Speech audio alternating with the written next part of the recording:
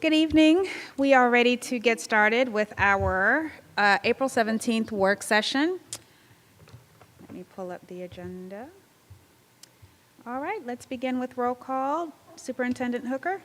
Yes, Madam Chair. Ms. Hottie Hensley. Here. Ms. Mary P. Bagby. Here. Ms. Linda Davis. Here. Dr. Patricia Yeager. Mr. Tim Denton. Here. Dr. Mombi Anderson. Here. Dr. Lakeisha Gant. Ms. Nicole Hull. And Mr. Mark Evans. Here.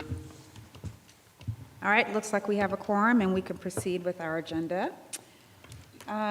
For item 3, I don't think that I've got anything to report. Dr. Evans, do you have anything? If I could just take a couple of minutes to talk about the COSBA conference that Ms. Davis and I went to in Atlanta about 3 weeks ago. It was an interesting conference because it was overshadowed by national events that took place the Thursday of the conference with President Trump and Secretary McMahon beginning the process of dismantling the Department of Education. And so even though that was happening, there was still this vibe of how important public education is. And in fact, we all had hats that said, "I support public education." Yes. And there was this underlying recommitment to public education, how important it is for a democracy to have a strong public education that is funded by the taxpayers. And we went to a bunch of different conferences. I spent most of my time in the artificial intelligence world. In fact, I will actually be going to another conference in a week where the Georgia School Board Association is having a thing on AI and how it can be used in some of the policies that we might want to start looking at and thinking about as we venture into that new technology. So that's my report from that. Ms. Davis, do you have anything you'd like to add? Again, I think it was a great conference. It's always great to talk to people from different parts of the country. And I did want to make sure that I tell everybody about this one school board. I believe it is in Vermont, and the average teacher pay is $26,000. And so I wanted us to be and understand that size matters and the number of people that you have matters. And so we put that in comparison to what we are dealing with in our salaries and dealing with in our student population. It is something to think about. So it's nice to hear from other people that have gone through some similar problems and things that we might be facing going forward. I spent a lot of time, Mr. Griner, I'm always in the finance group meetings, and so I have new questions now to better frame things, but also have some great compliments for what I've read in our packages tonight as well, so thank you. Okay, so we are ready now for item 4, the FY25 financial reports. Mr. Griner?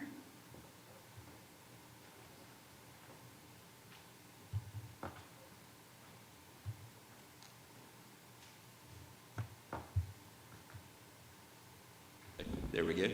Thank you, Dr. Anderson. Members of the board, thank y'all. I appreciate y'all letting me present early tonight. We have our lead Athens graduation tonight, so that was why the request to present these early, so I appreciate that opportunity. So we actually have 2 months, which is unusual because since the board meeting fell April 17th tonight, we were able to get March completed as well. So we'll go through February 1st and then we'll go through March. So I wouldn't say to expect that every month. It just kind of happened with the date this time. So I wish. So normally we get them done about the middle of the month. So February, if you look at our actual revenues, a little over $10.5 million. A little slightly ahead of what we budgeted, and when you see March, you're going to see we're under budget. It's really the tax revenue difference right now. Taxes were due in Clark County in October. As the delinquent payments come in, it's sporadic. We got $1.6 million today. So it just depends on the timing of the month. Sometimes you get 100,000, sometimes it's 1.6 like today. So nothing alarming with our revenue trend. I actually think we're going to exceed our budgeted revenues by the end of the year. So In February, we were 500,000 ahead. When you look at March, we're going to be the other way. Again, don't get concerned with that. Expenditures in February, 18.6 million, so we were less than budget in February, still slightly like 1.2 million ahead. I really feel like we're still going to come in under budget on our expenditures as well, just kind of projecting out the rest of the year. I think it's just the timing differences of trying to figure out when we pay for stuff, and sometimes the trends work well, sometimes they're off a little bit. So our general fund balance at the end of February, 99.5 million. You'll see it's around 89 billion when we look at March, which is typical this time of year. We're still tracking down to, roughly that 54, 55 million range is what I project at this point. So, I'll go ahead and do March if that's fine, and then we can, if y'all have any questions, we can. So March, again, you'll see our actual revenues were 9.2 million. Again, it's 1.3 million less. Again, it's just those tax digest revenues. QBE or Quality Basic Education Funds with the state of Georgia is paid monthly, so you just take our total allotment, divide by 12. Of course, the property taxes don't work that way. So for the year, we were about $800,000 lower. Again, I'm not concerned by that. Actual expenditures in March were 19.2 million, about 227,000 less than budget. So actual, we made up some of the difference there. We're only 950,000 higher than our budgeted amount at this point in time. So fund balance again at 89.5 million. So again, I think all these trends, what I try to start doing this time of year as we start to get into budget discussions is really try to project out. So I really feel like our fund balance is going to end up around 55 million at least at this point. So when we present next Tuesday night, the first budget conversation, that's what I'm going to have on the slide presentation. So I'll be happy to answer any questions y'all have on either month, or if you want to just do March, either way, it's fine. Ms. Bagby? Yes, ma'am. Yes, sir. I have a question. In this budget, it says that there's a recommended action and that the superintendent is recommending an approval for the resource officers. Is this for the police, the chief of police of the resource officer? Is this $470,000 for divided among how many different That's not on here. officers? Ms. Bagby? Yes. So the school resource officers item will be discussed in, in the board meeting, but we have an item to vote on for the SROs, but that's not in this presentation. The SROs are in another part of our agenda. So perhaps you can table your question for when we get to that agenda item, if that's okay? So will we be asking Mr. Griner that question or not? You can. Okay. You can. Yes, ma'am. I may not be here, but I know Dr. Hooker knows the answer to that question. He's worked intimately with that contract as well as Mr. Pruitt. So, and that's actually an FY26 budget item for next year, so it won't affect FY25's numbers we're looking at right now. Right. Okay. Other questions? Ms. Davis? Yes, so I'm sorry, I didn't get to the budget and financials until today, so I didn't have time to think about it. So my quick question is, in the fund balance that you showed for March, is that the rollover fund balance, or is that the fund balance from this fiscal year? We started the year right around 59 million, Ms. Davis, and then it's grown to 89 million, and then it's again the timing of our revenues. So as our expenditures are outpacing our revenues now, it's going to decline down to about 55 million at the end of the year. Okay, but that is the complete one. It's the rollover plus what we've added so far this year. But then remember, we budgeted about over $6 million coming out of reserves this year. I don't feel like we're going to take $6 million. I feel like it'll be less than that. I do feel like we're going to take some out of reserves, but I feel like it's between 3 and 4 million probably. So. I was hoping it was separate, but I'm good now. Thank you. Yes, ma'am. Other questions? Did you want to move on to the March? Yes, sure. Okay. Yeah, that's fine. I'm sorry. Yeah, that's fine, Dr. Anderson. Oh, I've already presented March. Oh, you've already sorry. done the March? Yeah, I'm sorry. That's why I was confused. I've already presented both months. I'm sorry. So, I'm so no, sorry. you're fine. You're fine. Well, we normally only have 1 month, so yeah, it's confusing tonight. So, Yeah, sorry, I was distracted by my no, phone. you're fine. Okay, are there any other questions before Mr. Griner? Okay, Thank you so much. All right, thank y'all. I appreciate it. And have fun. Thank you. Okay.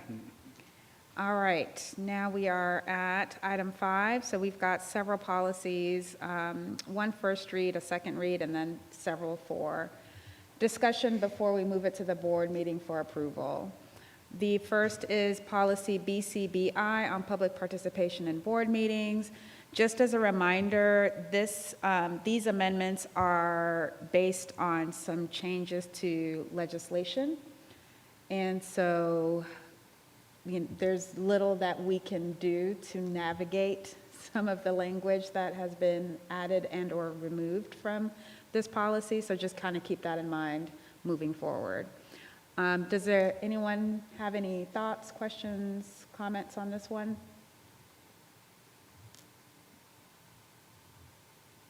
Okay. Now we will move on to item B, second read for policy IG, and that's the guidance and counseling program. Any questions?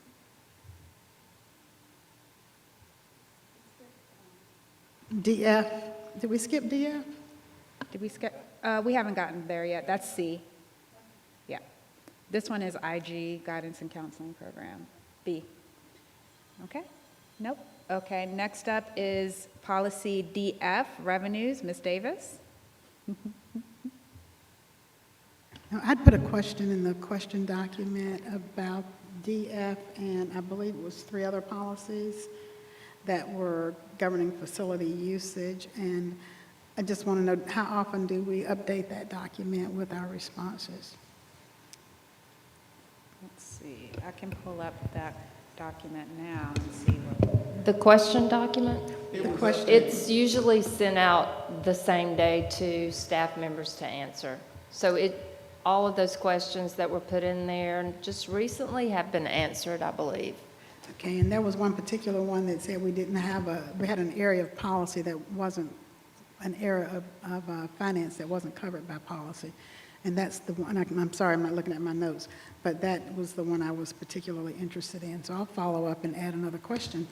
Thank you. Which one?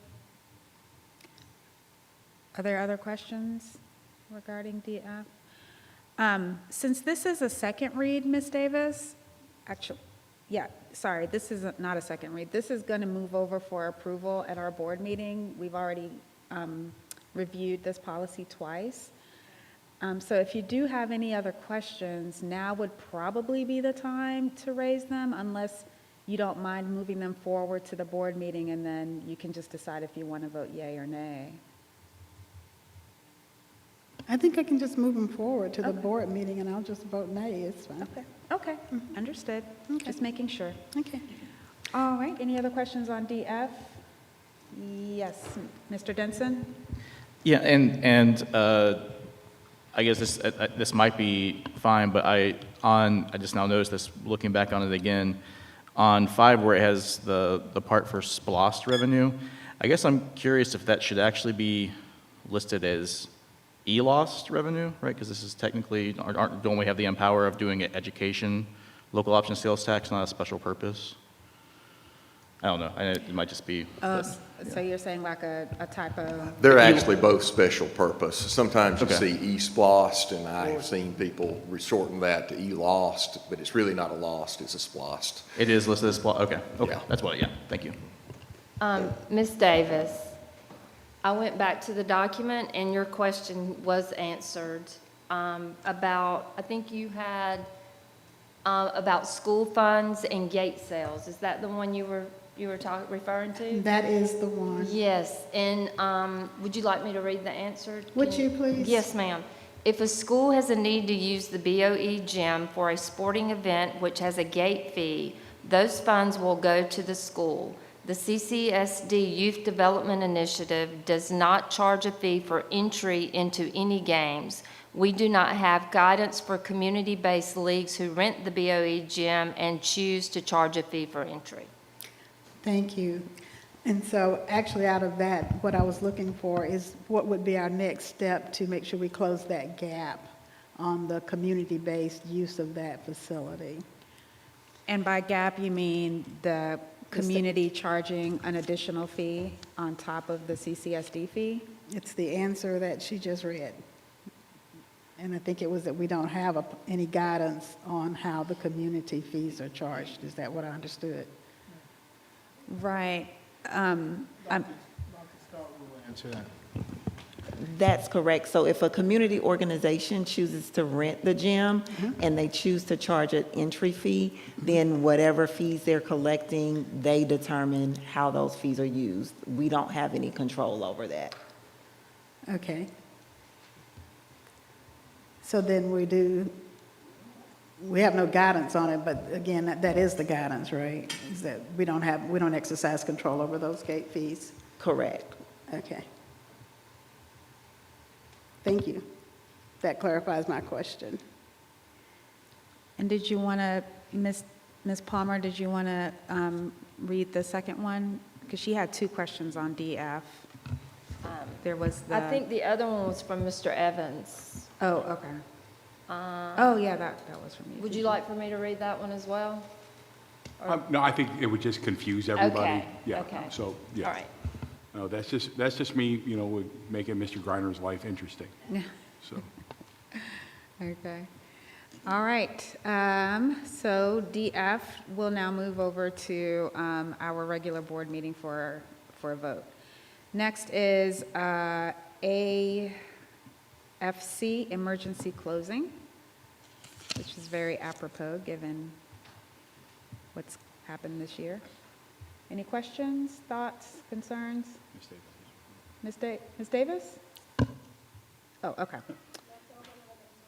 Okay, all right, so that will go over to the board meeting. And then approval for policy IHE, promotion and retention.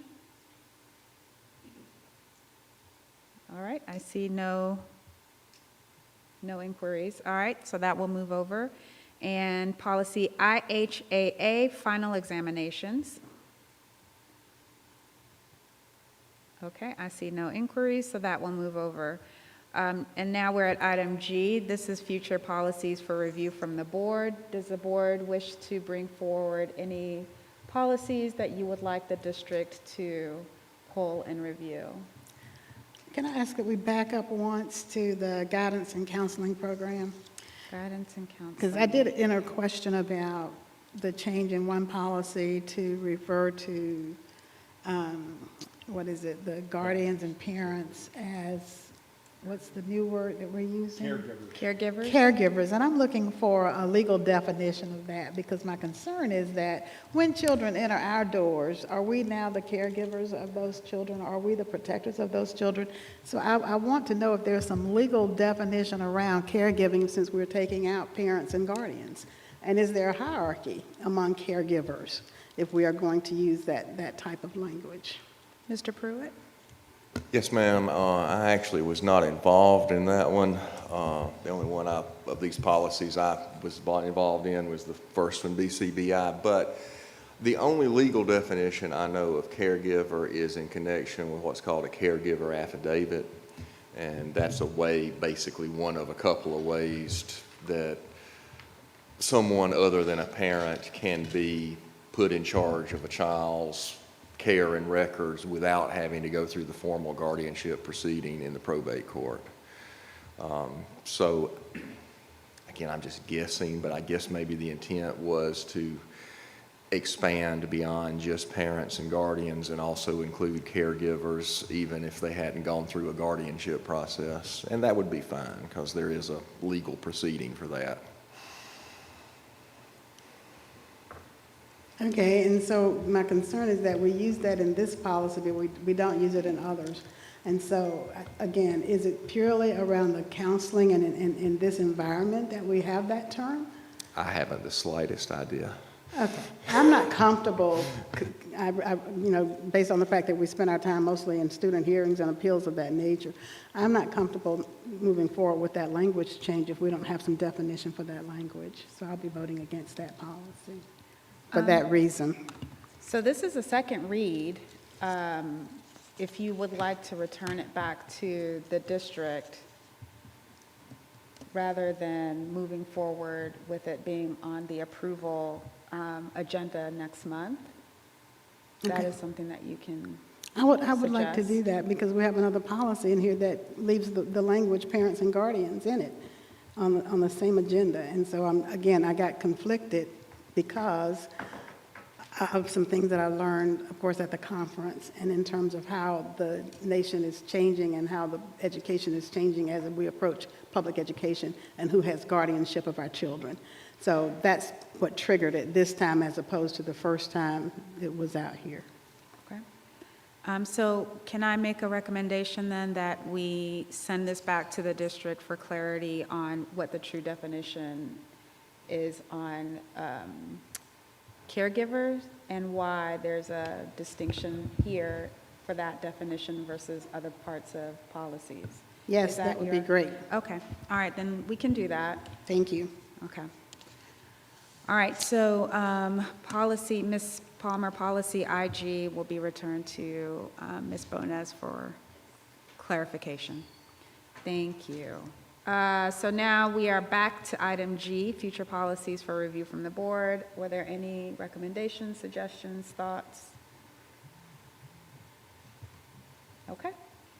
Okay, now we will move on to item 6, the CCSD Code of Conduct, and this is our first read. So this will be approved at the May board meeting, and I believe that there's a presentation on this. Yes, Ms. Tessa Barbazon will come and present.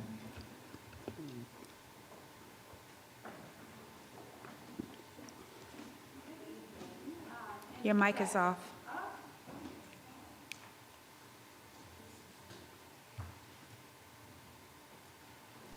Okay, here we go. Good evening. This is the first read for the school year 26 CCSD Student Code of Conduct, but Mr. Cobb and I, wherever he is, there he is, our Director of Behavior Support and Discipline, we did want to just kind of give you an overview of some of the changes that we made, just so that you can begin thinking about any questions that you may have to ask between now and when it will be up for vote in May. So we did want to share with the board that we changed our process a little bit. Most of you may remember from last year that we had collected some feedback in 2 different iterations. Some of the feedback that we felt like was really important to consider was to really revamp our committee process. So one of the big changes that we made was we pulled in additional stakeholders that included teachers, in addition to administrators and students. So we were very excited to have this expanded committee be a part of the process. And then you can see the other components of the timeline. We did an initial feedback survey in the fall, which is different than what we've done in the past because we wanted to get stakeholder feedback specifically on what changes the committee should focus on. And that was very valuable feedback. You have all that information in this linked presentation as well. And then just recently we did an updated feedback form where we got feedback for the current draft that is up for vote in May. So this is just a summary of feedback, and there's links as well. There's a summary of the fall 2024 feedback as well as the spring feedback. Please just bear in mind that the fall feedback is over our current student code of conduct, the school year 25 one that we're currently using, and then the spring feedback is on the new draft. So that fall feedback, you can see we had quite a few responses. And then I included some summary points about some of the majority of what we ascertained from the feedback. One of the biggest things was that folks really wanted minor behaviors to also be included in the student code of conduct. And if you're like, what is a minor behavior compared to what's in the student code of conduct? A minor behavior is a non-state reportable offense. So let's say horseplay, for example, something that is not aligned with behavior expectations set forth by PBIS at the school, but yet at the same time, not something that is one of those code of conduct, major state reportable violations that would be considered a behavior that we've got to report out to the state. Any questions about that piece? Okay. And then the spring feedback, again, was on the draft and gave feedback on the changes. Interestingly enough, we did not have very many responses on this, even though we left it open until, actually until Monday of this week. Just trying to make sure we gave as much opportunity as possible for people to respond. So we had limited responses, but there's both a document version and a slide deck version of the feedback, so you can see exactly what that feedback was. You'll be able to see the exact responses. Just from what I gleaned from those, interestingly enough, there is some feedback saying, we want more intense consequences, like more punitive consequences. But again, the feedback is open to any stakeholder to give us that feedback, so you can take a look at that yourself and kind of see what some people have suggested. There's also some feedback about bullying, and that's a common issue that we certainly work and support our schools with in terms of having multi-tiered supports in place around that. And then finally, summary of changes. We've provided you both with the draft that has the edits, so you'll see the highlights, which are all the things that we've added, and then the strike-throughs is everything that we've changed. And then the second link contains that clean, properly formatted draft. To summarize our changes that we've made, we certainly had to make some legally necessary changes. For example, and Mr. Pruitt did review the draft version that you'll be reviewing.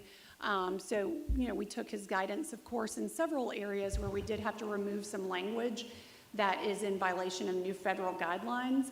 Of course, we added those minor behaviors at the elementary and secondary level. So we have different minor behaviors for elementary than we do for middle and high schools, and you'll see that in the draft. And then finally, we did add a section about what it's called Spotlight.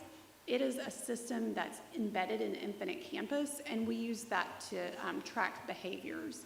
Teachers can enter in minor behaviors to track that data, and then that enables us to provide intervention and support. Parents have the ability through home access to view that, so we wanted to make sure we gave information in our code of conduct since it was related to student behavior.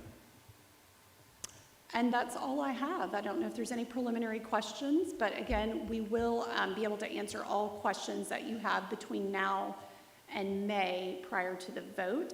And then, of course, any particular things too that you may have, we can certainly take into account as we work with Dr. Scott just around any finalized edits that might be made.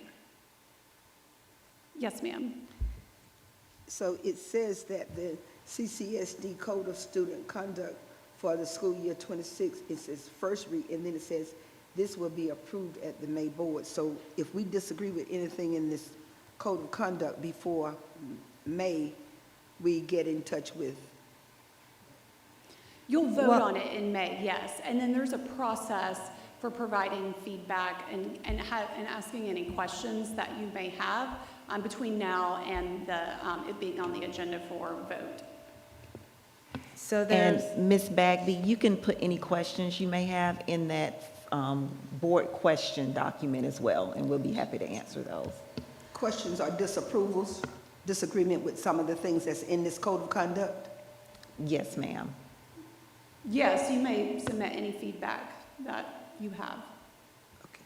So the parents are going to have an opportunity to disapprove of some of the things like the investigation, interrogation, signing confessions and stuff like that?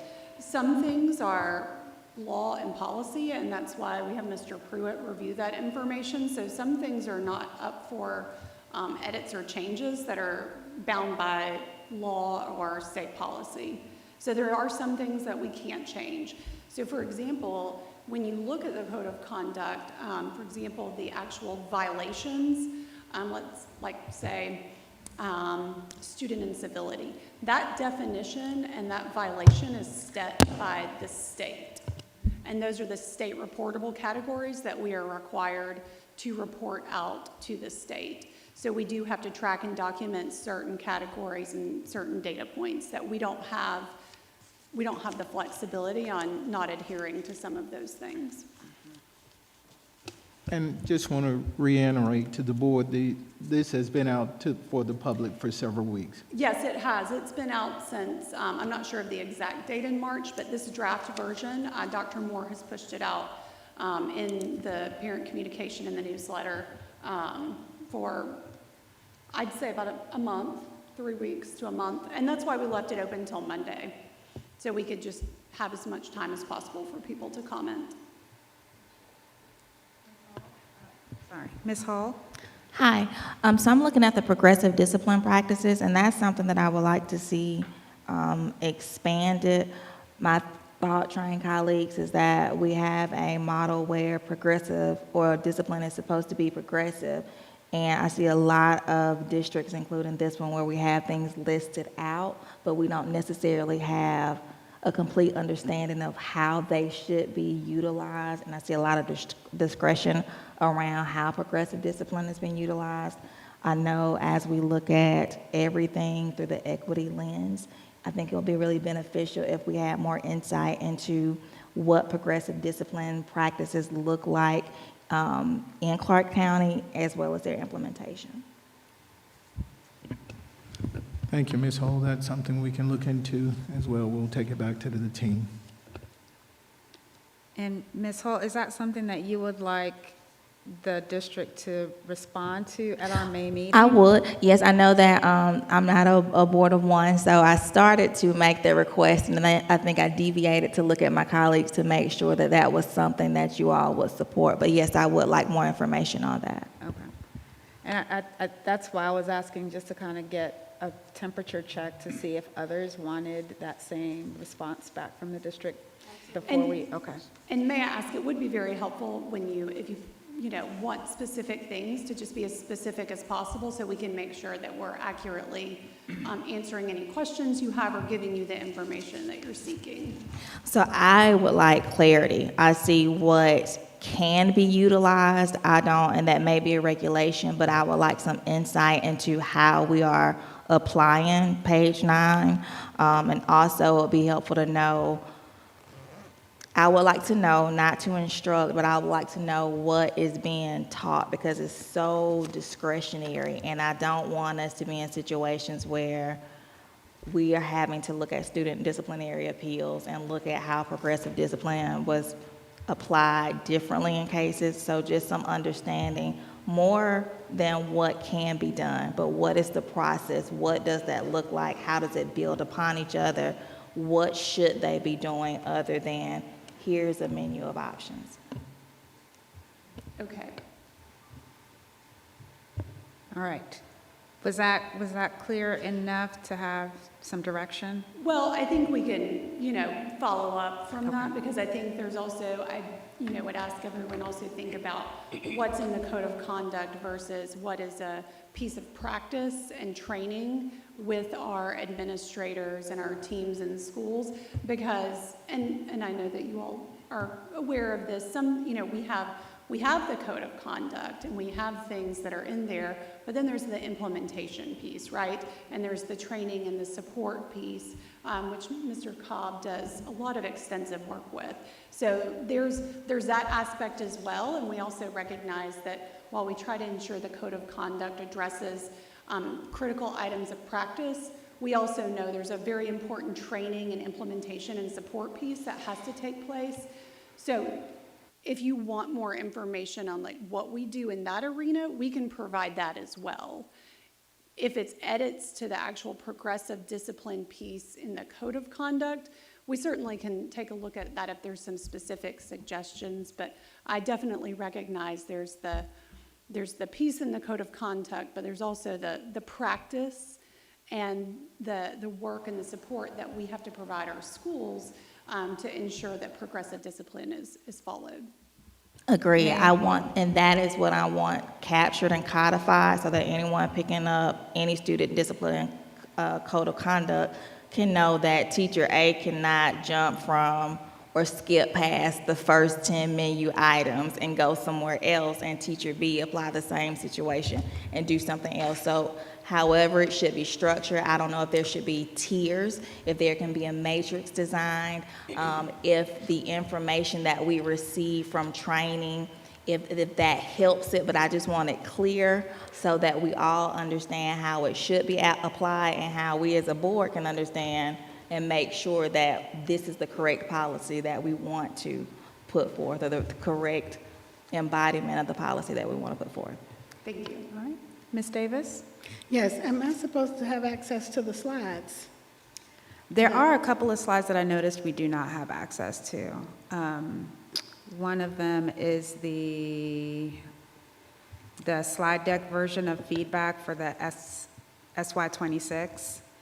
We don't have access to that. I'm so sorry, I'll fix that.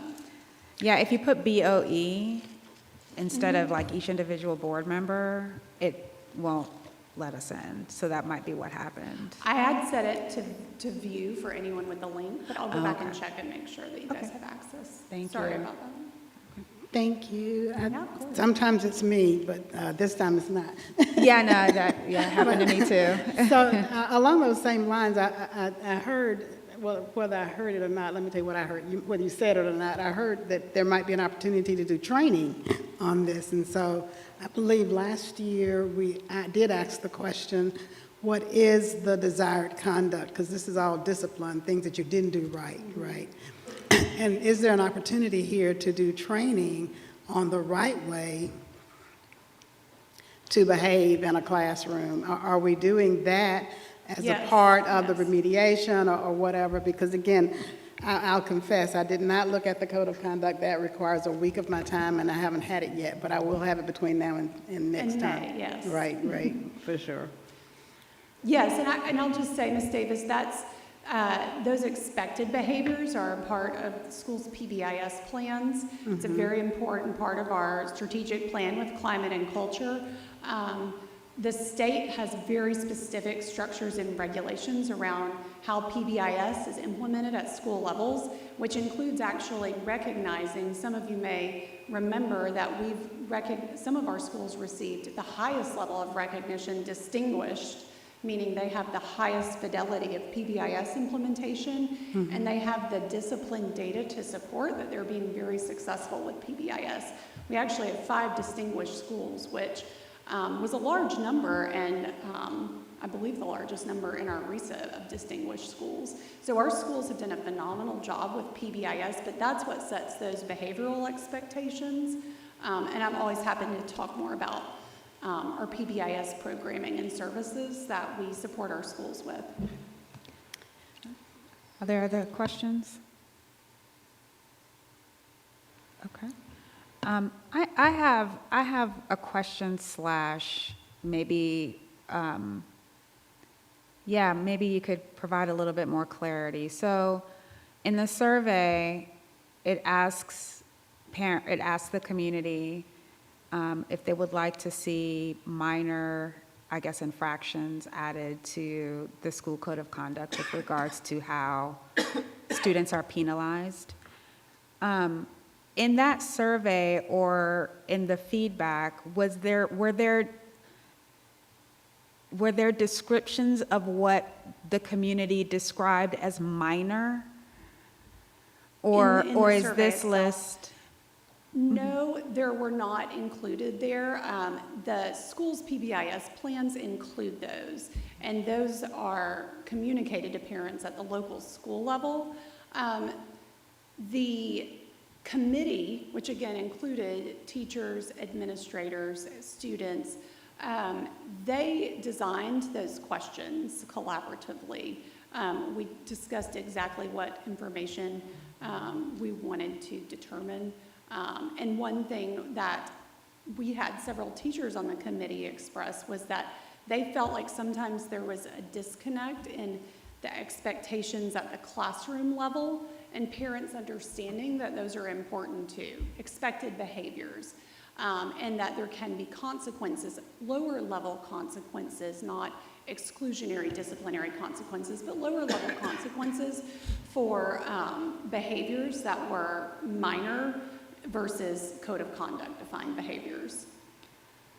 Okay, I guess I'm worried that we're going backwards when we talk about penalizing children for behaviors in schools and what we used to define, what we used to call the school to prison pipeline, but now we can't even say things like that anymore, so I don't even know what to call it anymore. But this is my big concern. When you add things like dress code violation, disrespect, defiance, like those are very subjective things to call minor behavioral violations. And including them in the code of conduct, then it solidifies a teacher or administrator's expectation based on their own perception of how students should behave. And that concerns me, that we are going backwards with penalizing students for, I don't know, just being a little bit hyperactive in the classroom, or not being able to sit still, or lying. Children lie all the time, right? And so that's a big, big, big concern for me. I just wanted to throw that out there. Mr. Evans? Ms. Palmer, do they have access to that question document? Right, but do they? Okay. So, okay, great. So that way we can put our questions and our concerns in the document, so that way the district can respond in a timely fashion. Of course. Okay, thank you. And I would just add, Dr. Anderson, to just a note of that, those are the minor consequences that we have standardized across the district. So we felt like including them was a communication piece. But we can respond to that more thoroughly, because we feel like it's important for parents to have that communication and to be aware. But putting it in the code of conduct then creates a standardization across the entire district of how children are penalized, right? And again, this list of what are considered minor behavioral infractions, to me, many of them are highly subjective. And we are then, again, moving ourselves backwards with how much each school, each teacher, each administrator determines how children are penalized. It just does not sit well with me. So I just wanted to say that out loud. Sure, yeah. But I'll include some of my thoughts in the questions document. Thank you. Ms. Davis? I hope this is my last question. Do we have parents on this committee?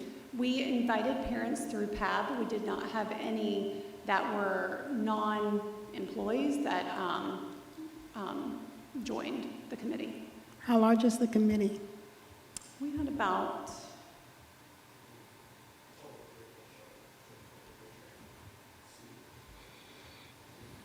about 20, Mr. Cobb said. Thank you. Ms. Hensley? Yeah, I know we're not like debating this right now, but I just, in light of this same conversation, I almost think it's counterintuitive to not put it in there. I agree with you, and I understand where you see it's a slippery slope, but I think the more direct we can be with what those behaviors might be, and I don't mean the arbitrary things like hyperactivity, but the more direct, the more protected our students may actually be, as opposed to it being more arbitrary.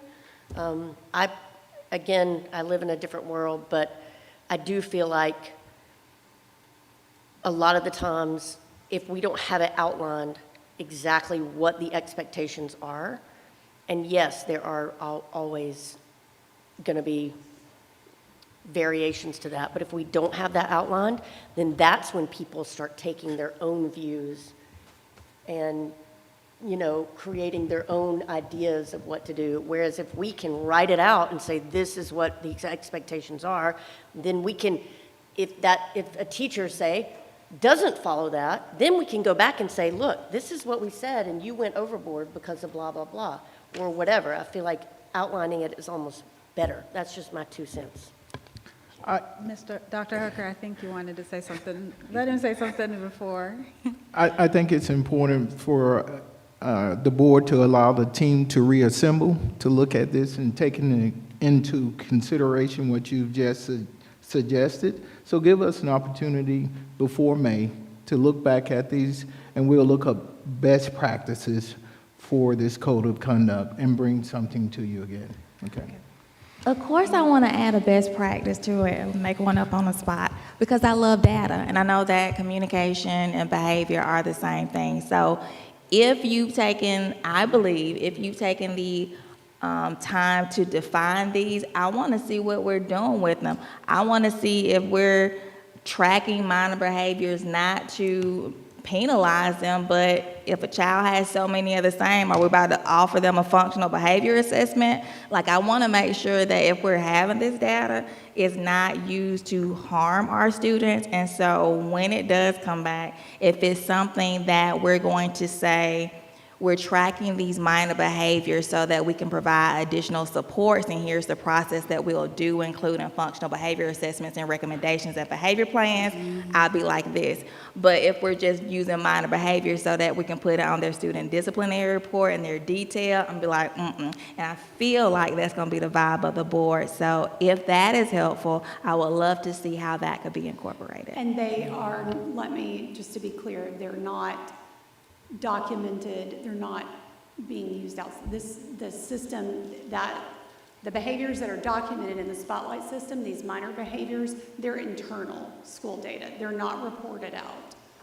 They're not reported out to the state. Still a slippery slope. Okay. Are there other? I said I didn't have any more, so Ms. is Davis? this still the code of misconduct?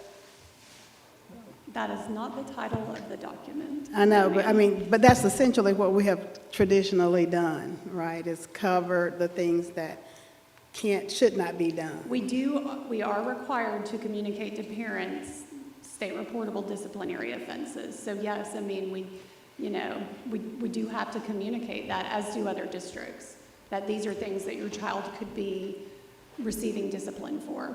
Okay, and so then we don't have that other side that says, here's your model behavior. We do, it's our PBIS system. But it's not a part of the code of conduct. No, that is separate. But we do explain PBIS in the code of conduct, but that is not the place for them. Okay. Other questions? Can we say why? Can we look at that too? Because I think that's awesome. If we're teaching pro-social behavior, can we put that with the anti-behavior? I think that's great. That's very revolutionary. That's a good point. I mean, if we're talking code of conduct, PBIS can be included in the overall code of conduct. I think that's a really good point, Ms. Davis and Ms. Hull. Yes, it is in there. We look forward to reading all of your feedback and meeting together as a team to assess next steps. All right. Thank you so much, Ms. Thank Barbazan. you. And I know that was pretty tough, so No, we'll give you credit for it. We want your feedback, and we want something that serves our students and our community. It's about what best serves our students. Thank you. Thank you so much. Okay, now we are on to our business items for discussion for the consent agenda. So we will move on to item A, March 13th, 2025 work session and board meeting minutes. Good. Consent? Item B, wait, what? Oh, okay. Item B, data center switch purchase. Good. Okay. Okay. Item C, Cedar Shoals Phase 3B furniture order. All right. D, board approval of Godot 5-year plan resolution. I have a question. Yes, Ms. Davis? So on that 5-year plan resolution, we also have a presentation, I believe, about some things that are happening at, which school is it? Cedar?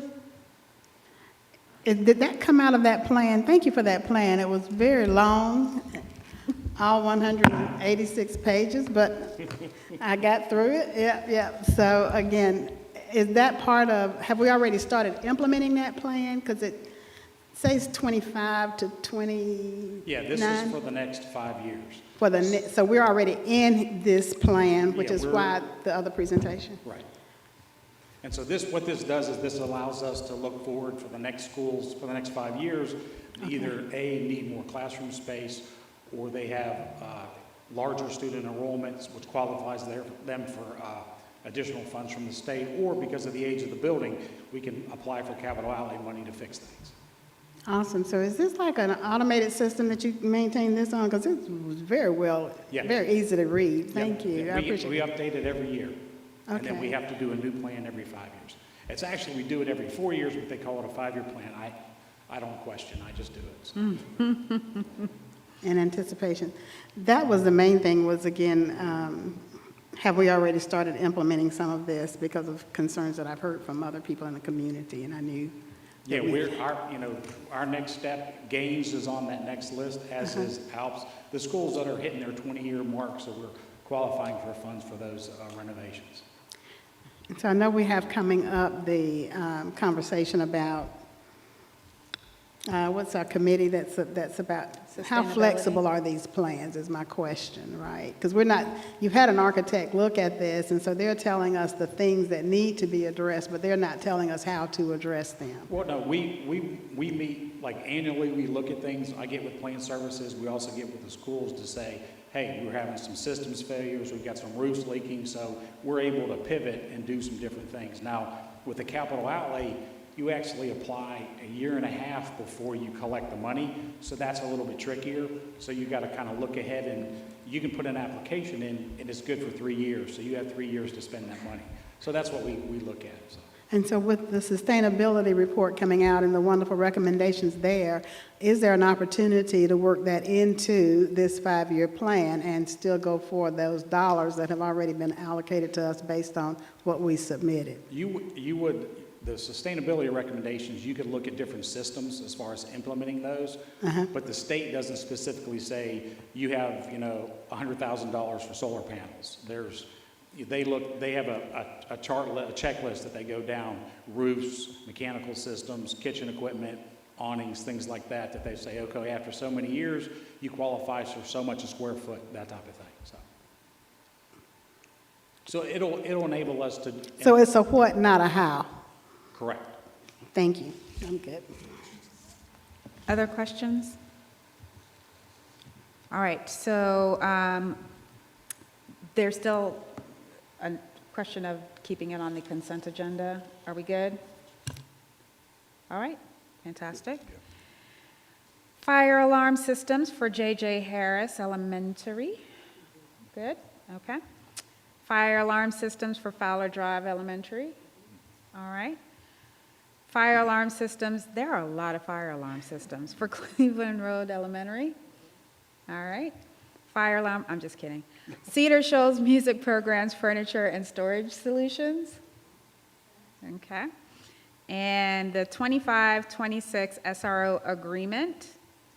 And that was where Mrs. Bagby would have had a question, but she's, oh, yes, Ms. Hall. Oh. So I don't often do this, but I want to say that was a very well-written report. I enjoyed reading that one. It was very explicit. It was very clear. I actually don't even have any questions, so thank you. No. I don't agree, but I don't have questions. Okay. Ms. Ho? I had questions about the actual agreement that was attached. My first question is, do our SRO officers have the discretion to report violations directly to the juvenile court? I know in some jurisdictions that discretion is up to the SRO officer. So if students fight here or if something happens on campus, I guess my first question is, does that SRO officer have the ability to seek charges in the juvenile court for our students? Does anyone have an answer for that? So basically bypassing the school district and going straight to juvenile court. Anyone Yes. have a question? A response to that? Lieutenant Johnson, could you step to the mic and answer that, please, sir?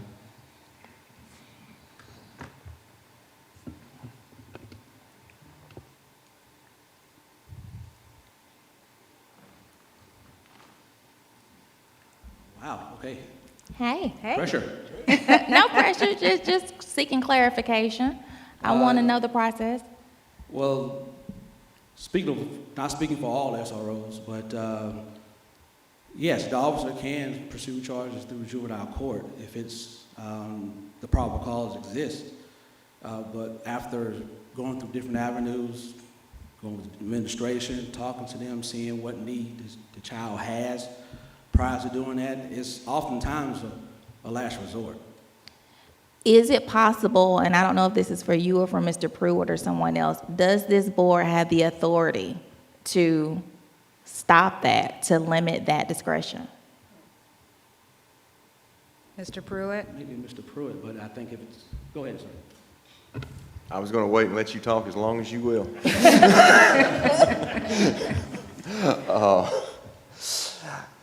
I don't know. I mean, maybe this is a conversation we need to have. Well, I'm thinking if it's an actual criminal offense that I don't, and if it needs to go through juvenile court, I don't think the board would be stepping in to prevent that charge from going through the process.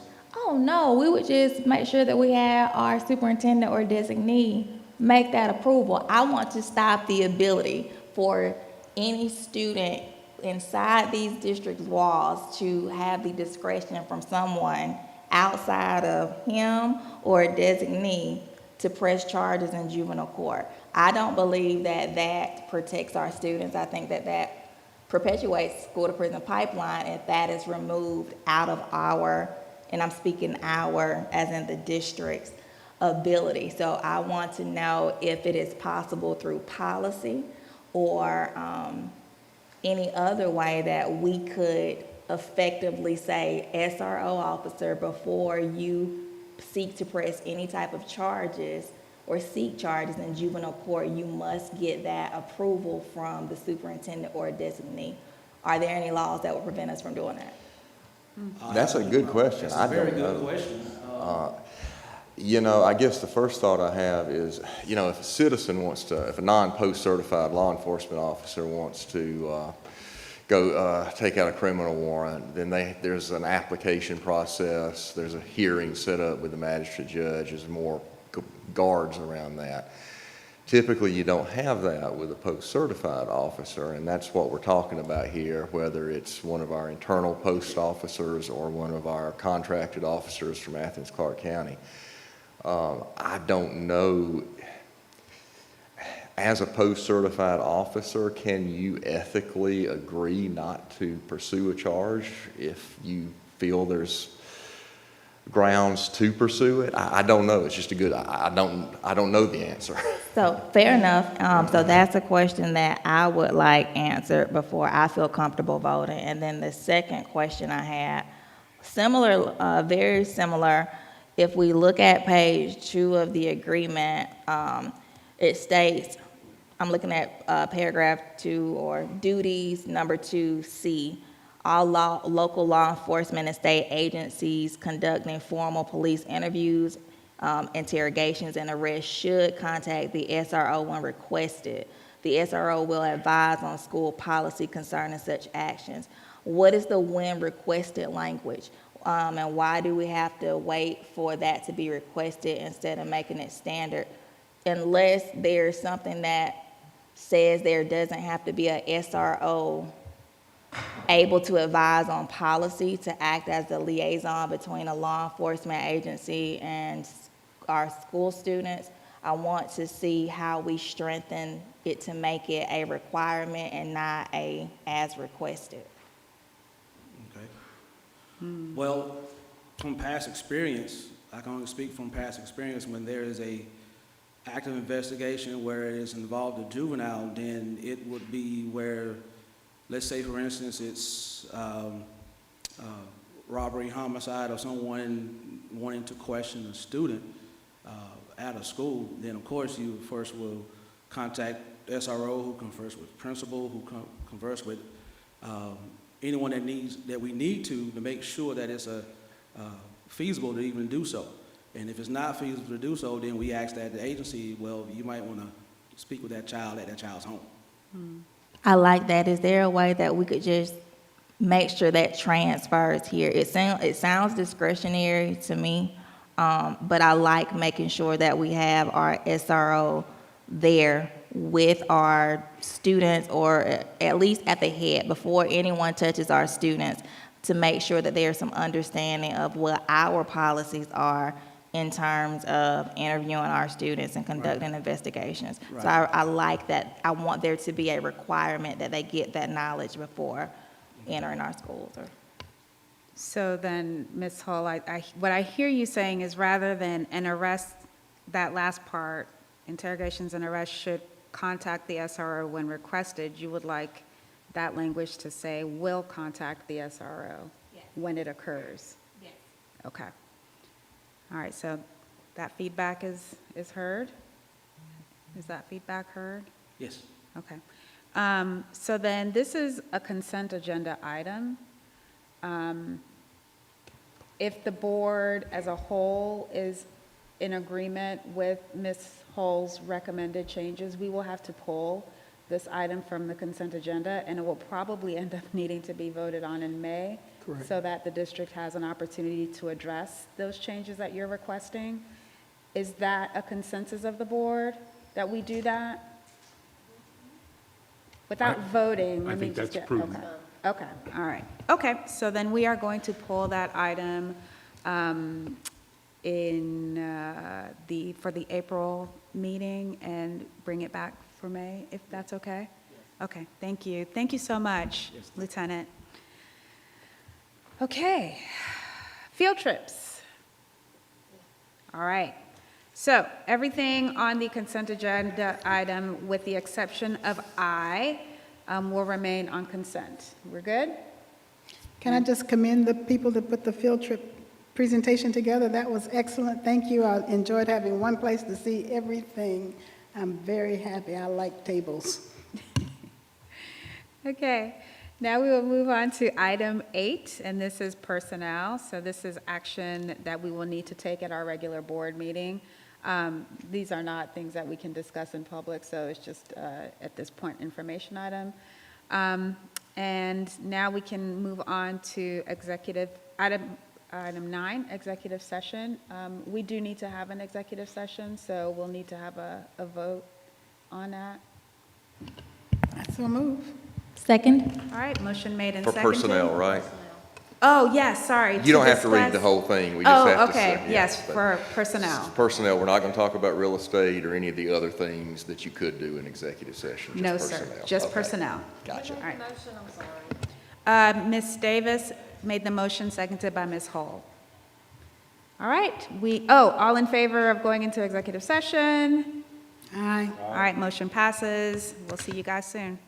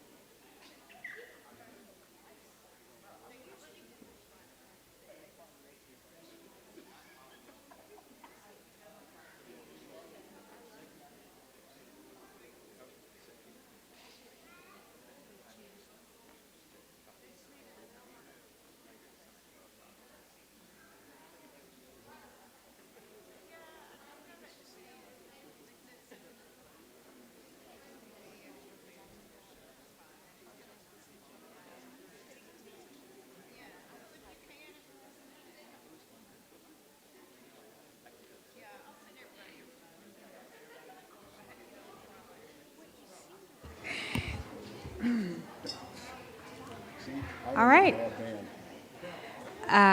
Hello, everyone. I think we are ready to go ahead and get started. First of all, I'd like to apologize for being slightly late in starting our meeting. We just had some business that we had to take care of in executive session, and so I just kind of wanted to thank you for your patience. And now we're ready for roll call. Dr. Hooker? Yes, Madam Chair. Ms. Heidi Hensley. Here. Ms. Mary P. Bagby. Ms. Linda Davis. Here. Dr. Patricia Yeager. Mr. Tim Denson. Dr. Mumby Anderson. Here. Dr. Lakeisha Gant. Here. Ms. Nicole Hole. Here. And Mr. Mark Evans. Here. Wonderful. We have a consensus, or sorry, nope, that's not the word. We have quorum. That's what it is. All right. Our next item is our silent meditation and Pledge of Allegiance. We'll start with our silent meditation and then move on to Pledge of Allegiance, and our flag is to the left behind us.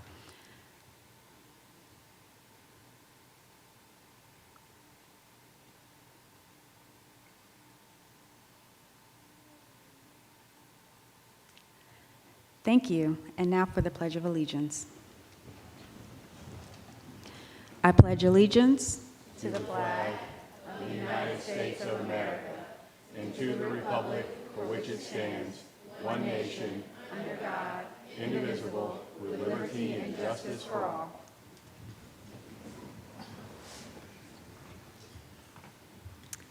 All right, we are now at our favorite agenda item, recognitions and awards. Dr. Moore?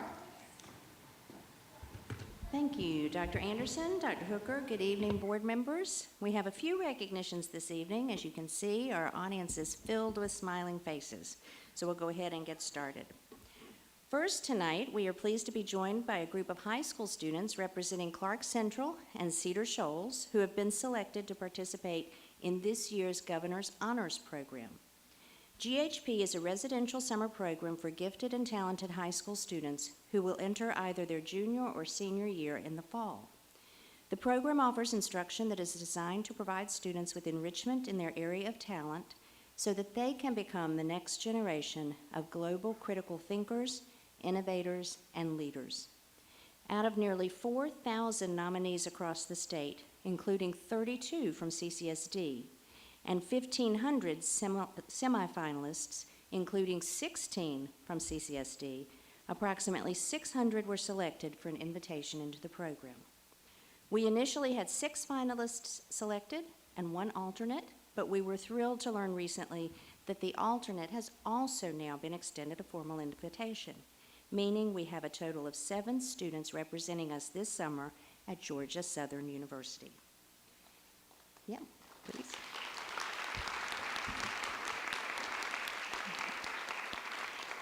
I'll now ask the students from this group who were able to join us this evening to make their way to the stage as I call their name and area of study. And if you'll just stay up here, we'll get a group picture when you're done. First, from Clark Central, Max Burnham, Clark Central Agricultural Research, Biotechnology, and Science. You'll come up. Dr. Scott has something for you.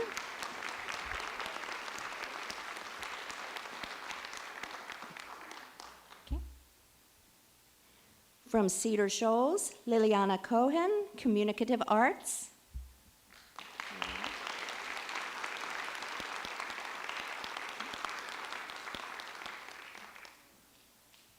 From Clark Central, Andreas Dillies, Mathematics.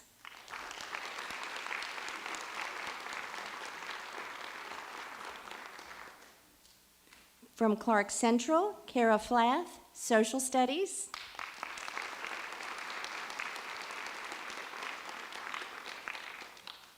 From Clark Central, Quinn Pendley, Agricultural Research, Biotechnology, and Science.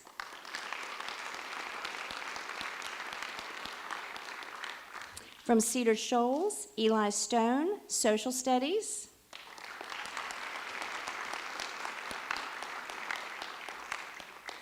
And from Clark Central, Waylon Vaughn, Visual Arts.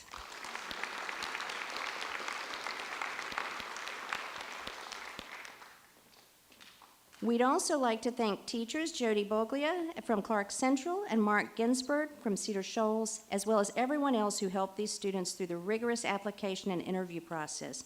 And we invite them to come forward for a photo with their students as well.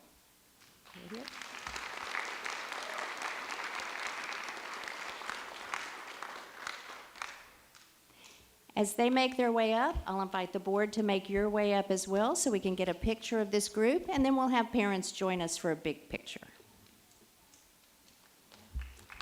Let's give these students one more big round of applause. And board members, you can just fill in right behind them in the open spots. They've left some nice spaces for you. You're getting better at that. All right, look here on three. 1, 2, 3. All right, and at this time, parents or friends, if you'd like to come up for a photo with your children, please do so.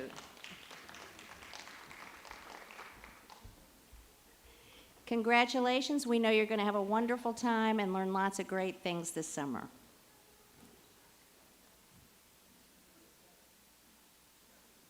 All right, look this way. All right. Smile.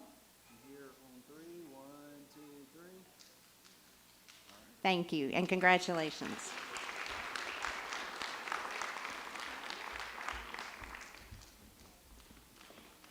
Next, we are pleased to be joined by several members of our award-winning student council at Hillsman Middle School.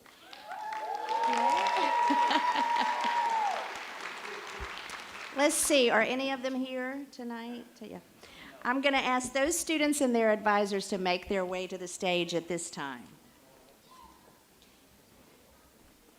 While they come up, I'm going to tell you a little bit about the many things they've been up to. This is quite an impressive group.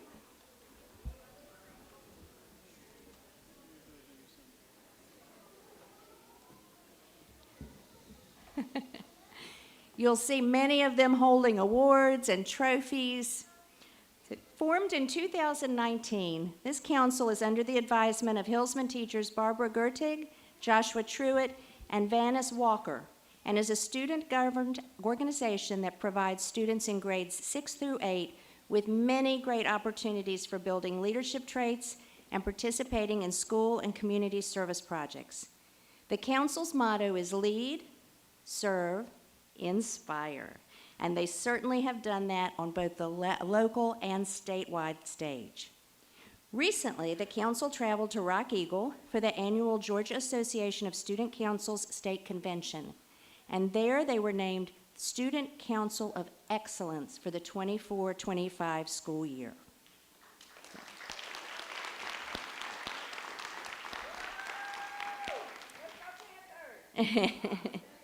This award is given to the Student Council, which demonstrates integrity in its work throughout the year and commitment in serving its students, school community, and the community at large. The council also won an award for Outstanding Citizenship Patriotism Project and Outstanding Faculty and Staff Recognition Project. These awards were the latest in a line of several received by the council on the state level the last few years. In fact, the council has now received 12 state awards over the past 4 years. Those were for its service projects and commitment to helping the school and local community. And you have them there. Raise them up for us. We can see them. Among the biggest was last year when the group received the Quinzer Loving Cup Award, the highest honor awarded by the State Association.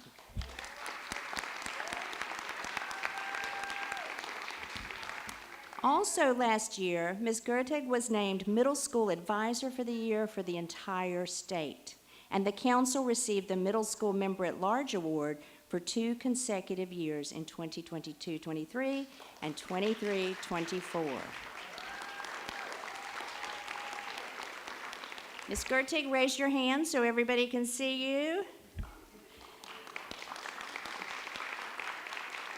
The council continues to make its influence felt at the state level as Mr. Truitt was elected to serve as the GASC Board of Directors in 2024 and was voted the advisor liaison this year to serve a 2-year term on the executive board. Congratulations. Please join me, yes. Please join me once again in congratulating this group, and we'll get one more set of pictures. Board, come on back up. I know, you just got comfortable.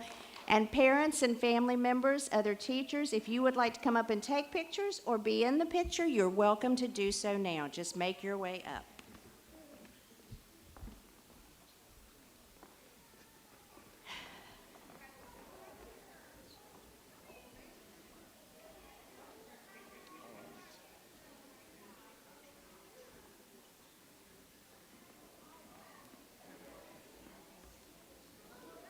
Scoot, yes, scoot right up front. There you go.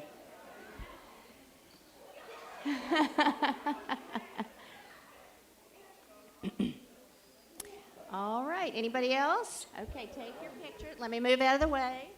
All right. Look here, ready? 3, 2, 1. Wait a minute, we got a little Hillsman Future Panther. 1, smile. 1, 2, 3. All right, wonderful. Thank you. You may return to your seats.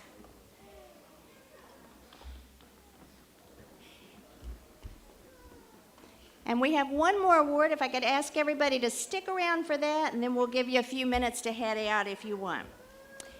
Finally tonight, we'd like to recognize our Employee of the Month for April. Our Employee of the Month this month is First Sergeant Antoine Clark, JROTC instructor at Clark Central High School. And I'll ask Sergeant Clark to come forward.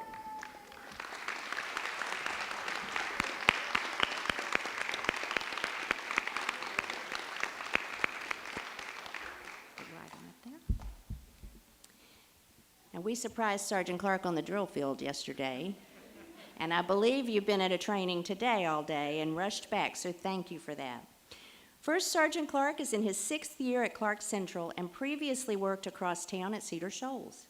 He was nominated by 2 parents, Courtney Tobin and David Kiefer, who have both had students come through the JROTC program, and praised First Sergeant Clark for his ability to meet each student where they are and support and encourage them on their respective journeys. Ms. Tobin and Mr. Kiefer wrote, "In our 7 years as parents of JROTC cadets, we have seen how much First Sergeant Clark gives of his time and energy, and how much he truly enjoys working with high school students.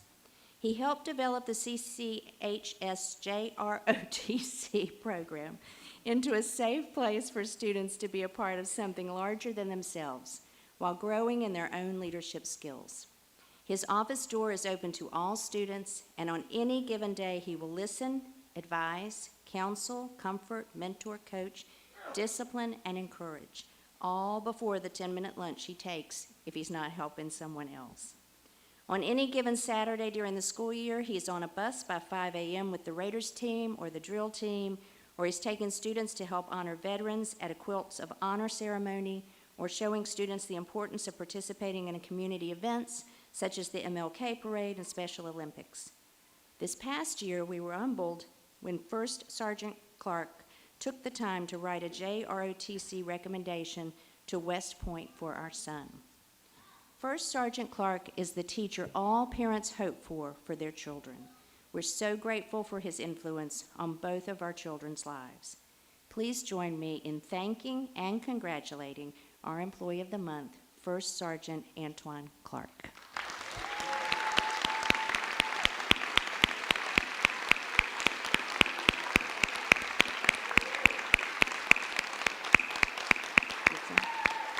Look this way for some pictures.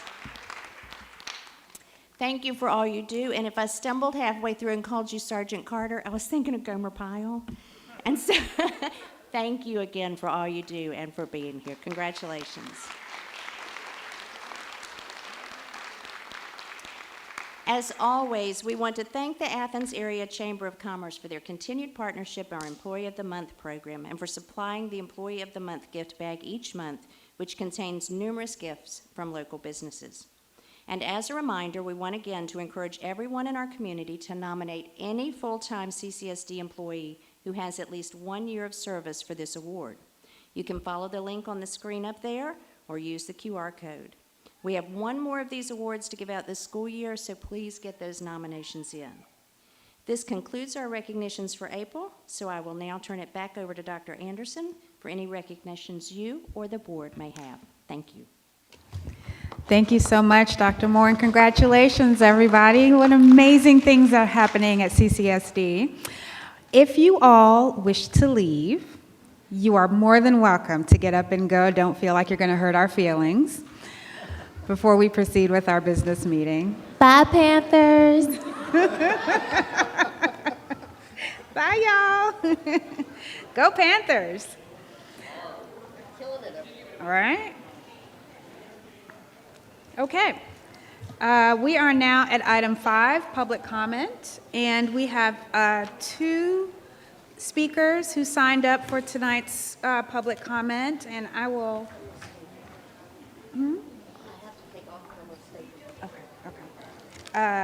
So before we begin with public comment, I will go ahead and read the script for our policy on public comment. According to policy BCBI, each individual speaker will have up to 3 minutes to speak, and at this point, remarks must be concluded. No speaker will indulge in personnel attacks, and all comments are to be addressed directly to the Board of Ed. To protect the privacy of students, speakers shall refrain from identifying specific students by name. No individual or group shall be retaliated against in any manner for speaking during public participation. Personal concerns may be addressed in writing to the superintendent and the president of the Board of Education, and written copies of comments may be provided to the board. At a board meeting, board members will not respond to questions or comments from the public. The district may respond to public input as needed or as appropriately within 10 working days. And lastly, the use of obscene, profane, vulgar, physically threatening, or abusive remarks will not be allowed, and loud and boisterous conduct or comments by speakers or members of the audience will not be allowed. Our first speaker tonight is Jody Bolglia.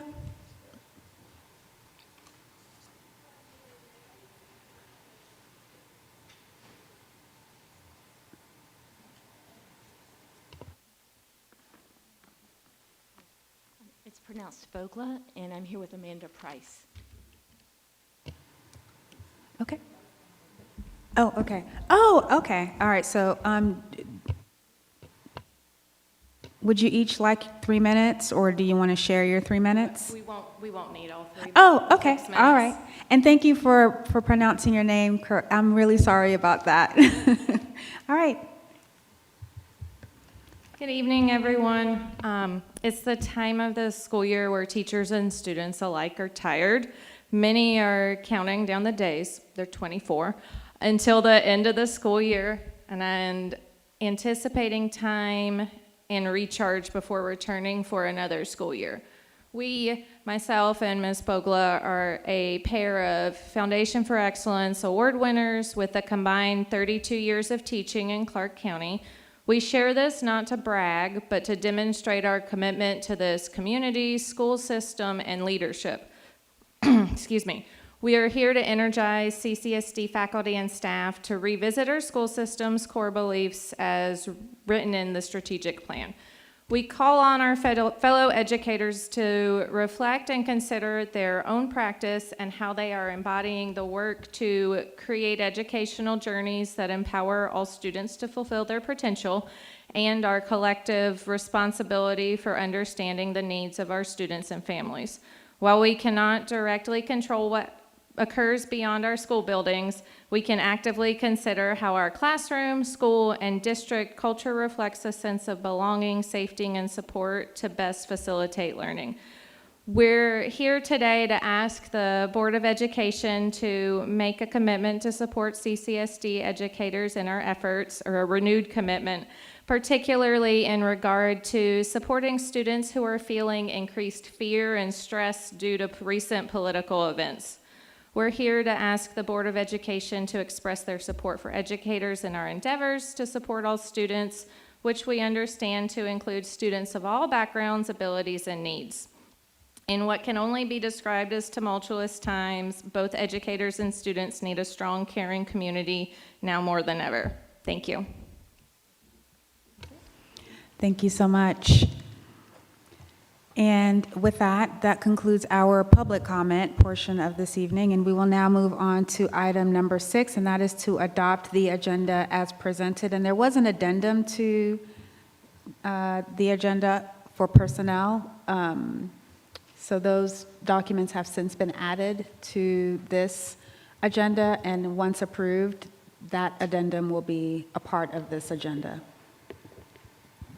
I'll make a motion for us to accept the agenda with the addendum.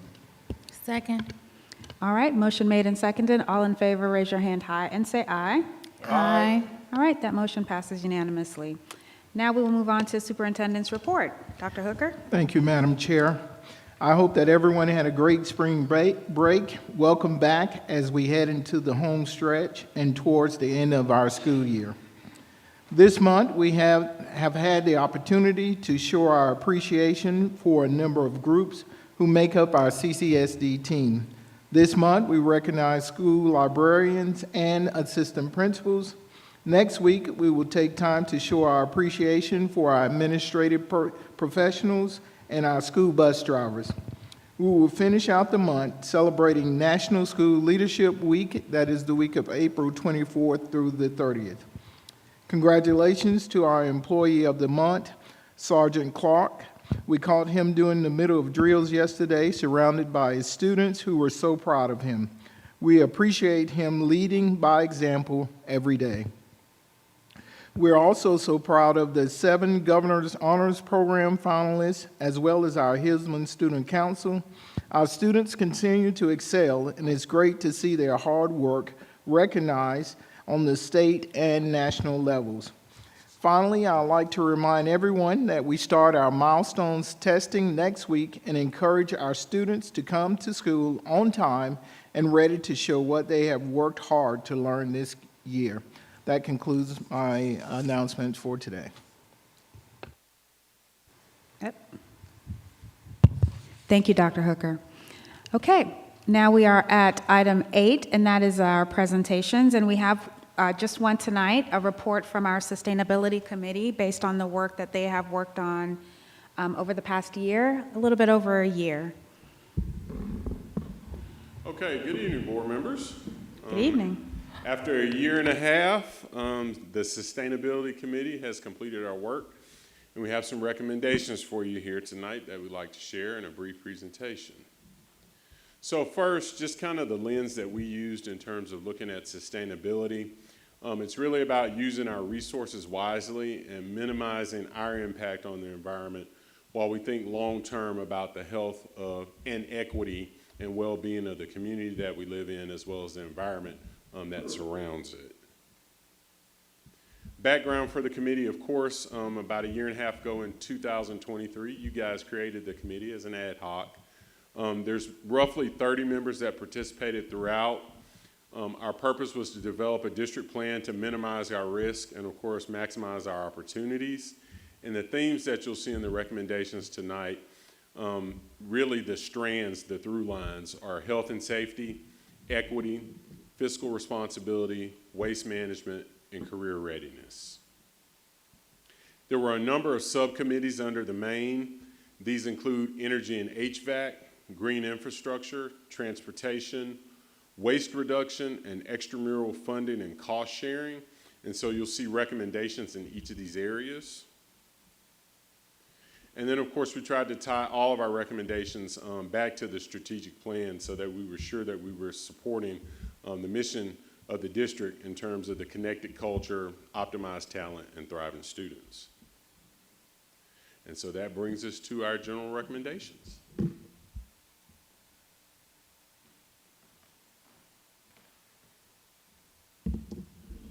Good evening. My name is Erwin Green, and I was, along with Ramsey Nix, the co-chair for this committee. And first up, I would like to recognize all the members of the committee present today. If you could stand for us. Thank you. We represent a quite diverse group of citizens of Athens-Clarke County who are concerned not just about the county, but also the school district. As the subcommittees worked and generated recommendations, multiple overarching and overlapping recommendations bubbled to the top from each subcommittee.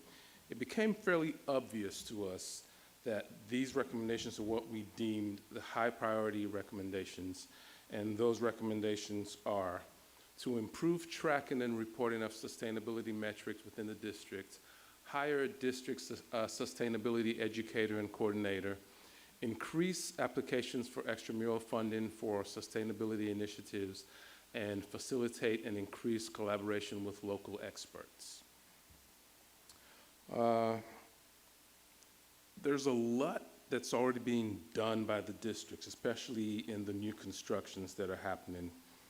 And what we realize is there's no organized process that looks at the entire scope of the district's energy efficiency, the carbon footprint that the district occupies, and the environmental impact.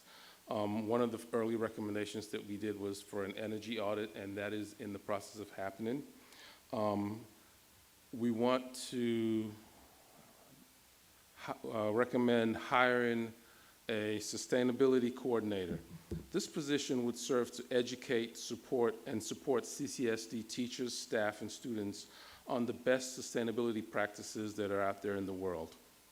We also recommend a sustainability segment in the Better Together newsletter, and that would be something that the sustainability coordinator would contribute towards. We ask that you increase the applications of extramural fundings for sustainability initiatives. Recommendations for that is to hire a grant administrator or create a grant writing department within the district. That would secure funding that would support the position and also help the district bring funding to achieve sustainability recommendations, among other things. Facilitate and increase collaboration with local experts. Athens-Clarke County government, Mike Wharton is a representative from Athens-Clarke County, and we have other reps from the county. And the University of Georgia has a lot of experts, so we do not need to reinvent the wheel. Quarterly meetings or semi-annual meetings with both community professionals, UGA, ACC, and the local experts. We recommend that, that is one of our recommendations. For the subcommittee, the HVAC and energy and HVAC recommendations, the recommendations coming forth from that subcommittee is we need to work on conserving energy and research innovations into clean energy and incorporate when financially feasible. Conserve energy, continue the work that's already being done and set a goal to have 100% LED lighting throughout the district by the end of the 2025-26 school year. Again, some of this work is already being done with new construction, but we also have a lot of older buildings that do not have this, so that would be a goal that we think, a recommendation that we strongly push, that the older buildings be brought up to speed. Continue to focus on maximizing HVAC efficiency. Again, that is something that is working, that the district is working on. There's a lot of replacement HVAC units that are being done in schools, but continue to do that and go back with the older buildings and bring those up to speed. A district-wide energy monitoring system that will allow the district to target inefficient systems and work towards getting those systems making them more efficient and bringing them up to more sustainable for the district. Work towards decreasing the energy consumption by up to 15%. Research innovations, explore clean energy programs for Clarke County School District campuses. First steps have been taken with the solar arrays at Clarke Middle. Continue this work, push for that. Let's have more of that across the district. Cost savings can be measured as we go along the line, and that can also be applied to the energy audit that we talked about earlier. Another subcommittee was the Green Infrastructure Subcommittee. Now, Have you guys received the full recommendation packet? Yes? I see some nods and I see some shakes. When you receive the full recommendation packet, you will see that the Green Infrastructure Committee does an excellent job in complete recommendations for what they want to see happen. And that is to protect and restore habitats around the district, provide safe, functional outdoor spaces, conserve water and manage stormwater, and mitigate erosion and heat. Currently, there is no policy for landscaping to ensure the use of sustainable native species. Creating such a policy would protect existing natural areas and plant native species. Would also recommend that the district conduct a landscape typology district-wide, not just in certain schools, and work to manage and remove non-native invasive species in district properties. Provide safe, functional outdoor spaces that encourage interaction with the environment, manage stormwater use, maximize the shadings of paved surfaces to minimize heat gain using things such as tree canopies and pavilions. Okay. Any questions? At this point in time, I'll turn over to my co-chair, Ramsey. Thank you, Irwin. My name is Ramsey Nix, and I co-chaired the committee with Irwin, and I also worked on the transportation subcommittee. Transportation is the primary contributor to greenhouse gas emissions in Georgia, and vehicles mostly emit carbon dioxide, which is the most significant contributor to climate change. Emissions also significantly impact our health, causing respiratory problems like bronchitis, asthma, and lung cancer. Children are especially vulnerable to air pollution because their lungs are still developing. Children riding on diesel buses are exposed to 4 times more air pollutants than the general population. Our district has done an awesome job at pivoting away from diesel buses and towards propane since 2021. While propane burns cleaner than diesel, it's still a fossil fuel and does contribute to air pollution and climate change. This is why we recommend that when replacements are necessary, that the district transitions its 76 service vehicles and about 150 buses to non-fossil fuel alternatives, such as electric, plug-in, electric hybrid, or even hydrogen vehicles. Many similar districts in our state are doing just this thing, and so sharing information with them is going to be crucial. We also, like Irwin said, don't have to remake the wheel. We've got partners in Athens-Clarke County and at UGA who can help us make better decisions in this arena. Of course, nobody can make Clarke County School District families ride the bus or walk or bike to school, but the students on our committee had some awesome ideas for educating the rest of us about how to reduce our transportation emissions. This could be as simple as posting signage in carpool lines to ask people to cut their engines, or one student had a fantastic idea that we should have a TikTok challenge to elicit the best public service announcements about walking, biking, and riding the bus to school. Our next subcommittee was the Waste Minimization Subcommittee. They did an excellent job of educating us about the infrastructure and resources that are already available in Athens-Clarke County to help us reduce our waste. We learned that our local landfill is filling up fast and that waste removal is costing our district more every year. So we set an ambitious goal to divert 70% of Clarke County School District waste from landfills within 5 years. The county can help us reach this goal by training students and staff on the best practices for reducing, reusing, and recycling. 2 of our schools are piloting composting programs right now, which will help the district reduce methane emissions.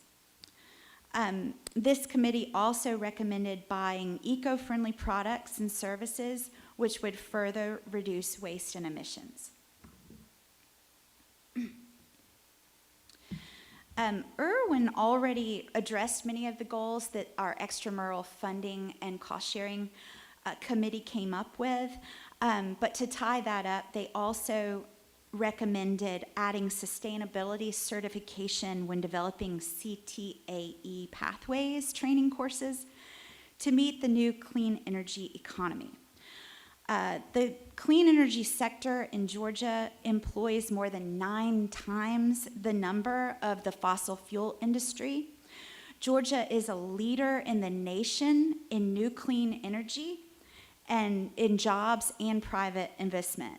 43,000 new jobs since 2022 and $31 billion in investment. The district has done a great job incorporating energy efficiency into its planning and has achieved measurable savings as a result. Incorporating clean and renewable energy into new construction and major renovations could lead us to additional savings, especially as energy prices continue to rise.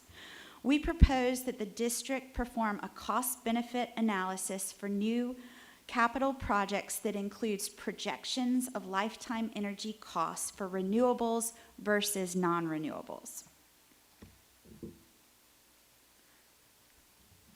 When I first began advocating for this committee, when my son's science teacher first taught him the truth about climate change, his reaction was similar to mine. Mom, what are we going to do about this? Now I can tell my kids that the system that they most rely upon, Clark County School District, is doing something. These recommendations provide a roadmap for decreasing our district's carbon footprint. And the benefits don't end there. A lot has changed since I learned about climate change more than 30 years ago. We now have the knowledge and the technologies we need to do something about it. Since I began advocating, the cost of renewable energy has fallen dramatically. Renewables are now cheaper than fossil fuels. It just doesn't make financial sense to keep burning fossil fuels. An energy transition is underway, and skills related to it will be key to our kids' career readiness. Clean energy jobs grew over twice as fast as the overall market in 2023. Let's lead on this. Let's plan to make our school district a sustainability success story, much like the Denver Public Schools, which you'll see on the slide. I took a screenshot today of their average annual avoided costs due to sustainability measures. And they were just awarded the Green Ribbon School for the country. And our goal is that someday we too will be a Green Ribbon School for the country. As we conclude, I'd just like to thank y'all first and foremost for appointing this committee. It has been a pleasure and an honor to work with such a diverse group of stakeholders. We've had administrators, teachers, community members, parents, students, and everyone came to the table with diverse perspectives. This committee brought together Athens-Clarke County government, UGA employees, and Clark County School District. Our local government is already working towards 100% clean and renewable energy by 2035. UGA has been a pioneer in sustainability. So let's just continue working together on this. The committee made me realize that sustainability has the power to bridge divides and bring us together. The air you breathe is the air I breathe. We share a common home, and only working together can we ensure a healthy one. I love CCSD, and I love our slogan, we truly are better together. Thank you for considering these recommendations for a healthier, more equitable, responsible CCSD. And with that, I'd like to welcome any questions, and again, I want to recognize all of the committee members who are here who made these recommendations happen. Girls, stand up.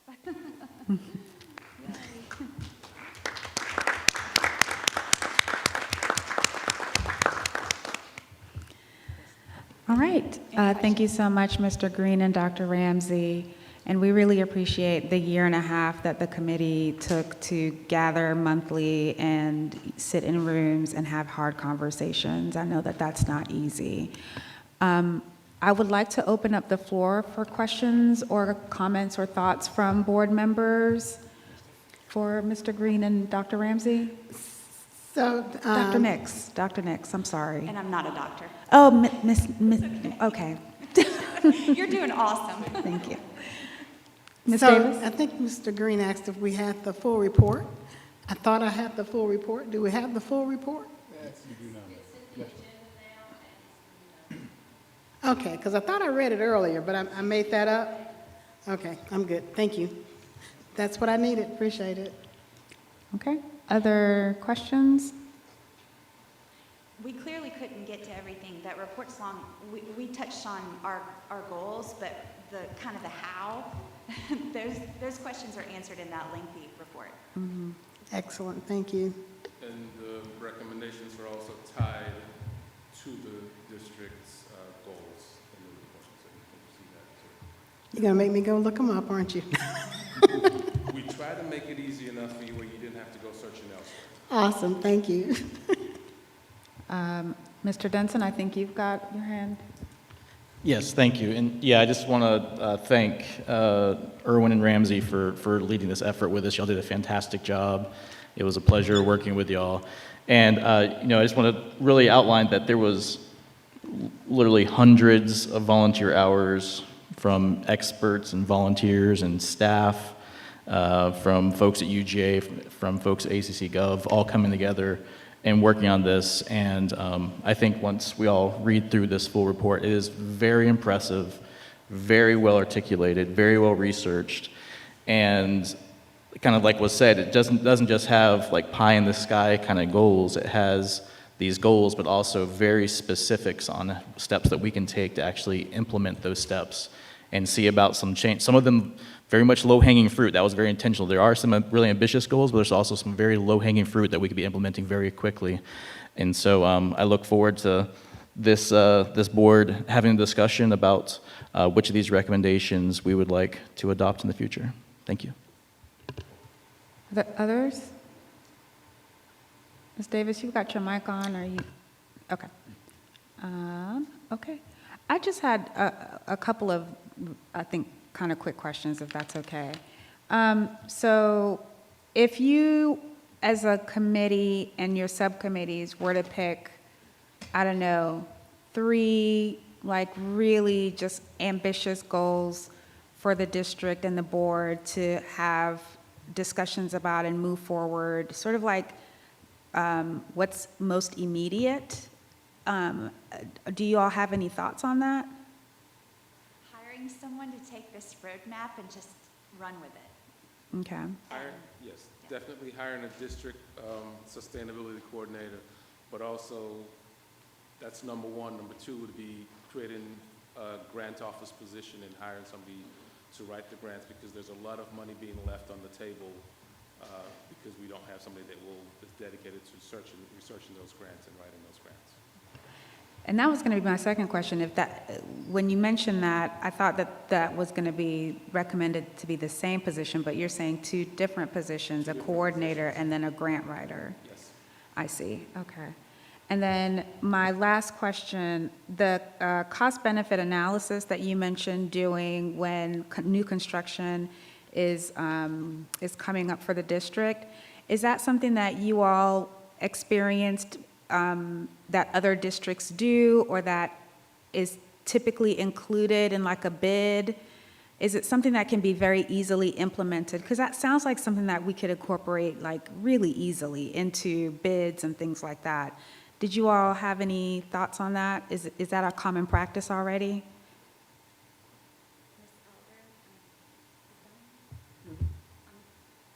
You're the one person from the extramural funding committee. Could you possibly speak to that?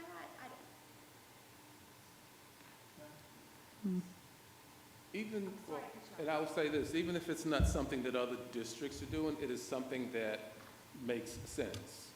And if we are the pioneers for doing that, then that we need to be the pioneers for doing that. Because in the long run, it benefits the district in gaining sustainability and in saving funds in how we do things and what we do with things. Okay.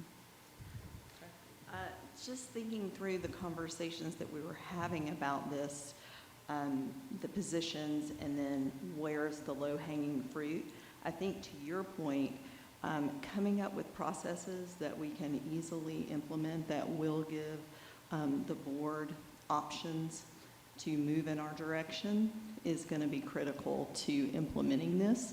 And it doesn't cost anything to ensure that our processes and procedures incorporate these recommendations. I think that's where we can move forward pretty quickly and see benefit.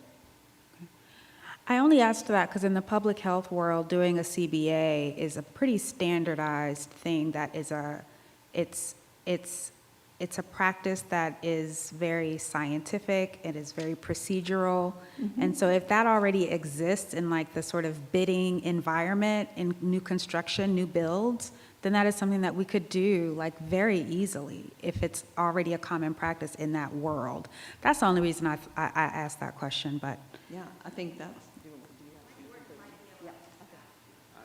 I can contribute a little. Mike Wharton, I'm Sustainability Director for Athens Clarke County, and there are organizations like Southface and other people that do provide that kind of modeling that you're looking for and give you comparisons between what your standard is and what you want to achieve through additional energy efficiency. So it is out there. Okay, thank you. Okay, did anyone else have any questions before? It's real, this, that. I do have a quick question.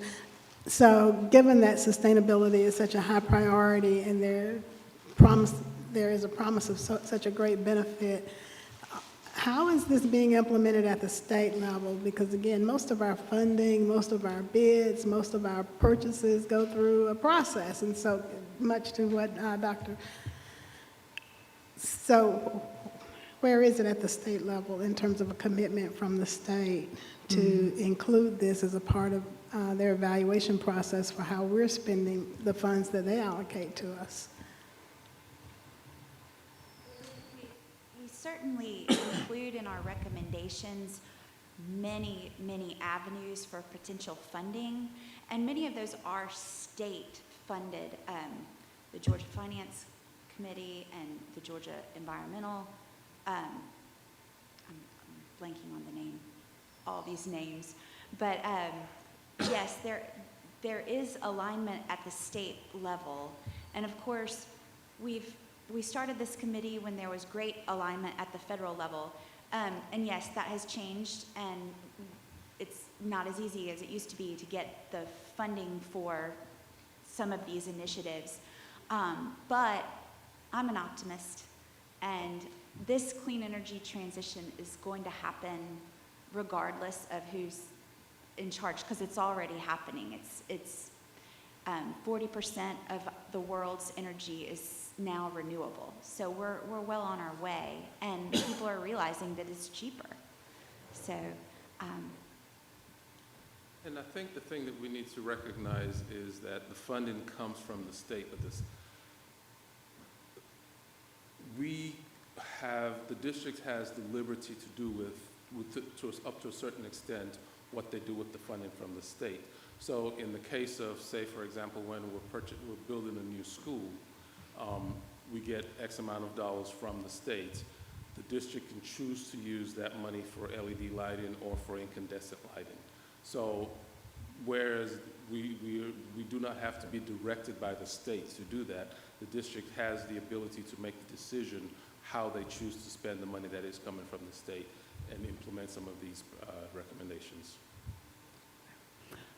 Okay, are there other questions, thoughts? Thank you. All right, thank you so much, and thank you to the entire Sustainability Committee, and particularly our students who were involved in that committee. And I hope that you all, as students, put it on your resumes, because it's worth noting for the future. Okay, and we will read through the reports, and we will follow up with you, with the co-chairs if we have questions, and we really appreciate your time. Okay. We are now at facilities updates. Let's see, Mr. Gilbreth and company.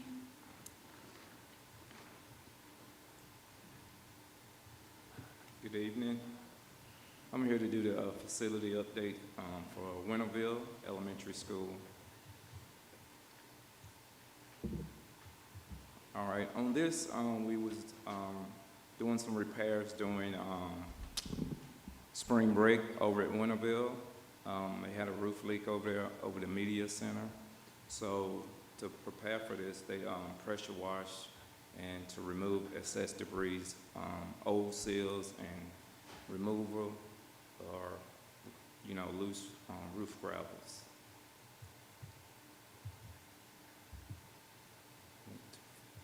And this is one of their preparation they did for, being safe on top of the roof at Winterville. It was like a roll modified roof, and they prepared it with a coating and a lot of stuff that has like every roof preparation. Penetration was given this treatment, whether a vent pipe, air condition, or fan. Excuse me. Many leaks can start at these points and become very hard to seal if this isn't done correctly at the beginning. The beginning of the repair work, sealing every square inch of the roof. So this is some of their repair work. No seams. The yellow is the service walk-off area that is reinforced. Any questions? Other questions? Ms. Davis? Is it a flat roof? Yes, ma'am. I like that yellow safety thing. I really like the reinforcement there. So is there any kind of angle that tilts that water to get it off? Is it? It has some slight of a tilt to go off into the gutter system. Okay. Well, thank you. I was very impressed with especially the walkway, the provision to be able to walk safely up there. That was good. Thank you. Okay. If there are no other questions, we will move on to the monthly SPLOST report, since it's about the same group. Good evening. We're primarily concentrating on 3 projects, wrapping up Clark Middle. We did some work on the solar panels over spring break. They pulled the wire, and they will set the arrays and pedestals over summer break while the parking lot's empty and get that work done. Have a little bit of landscape cleanup to do, replace some dead plants, and then we'll be wrapping up Clark Middle. Cedar Shoals, we're hot and heavy pretty much all over that campus. Now that spring sports are winding down, we're going to gear up to start the repairs to the football field, baseball, and softball. The ROTC pad is going to be poured this weekend at 3 o'clock. So if anybody wants to get up Saturday morning at 3, we'll be over at Cedar pouring concrete. Come over and join us. We'll bring donuts if you show up.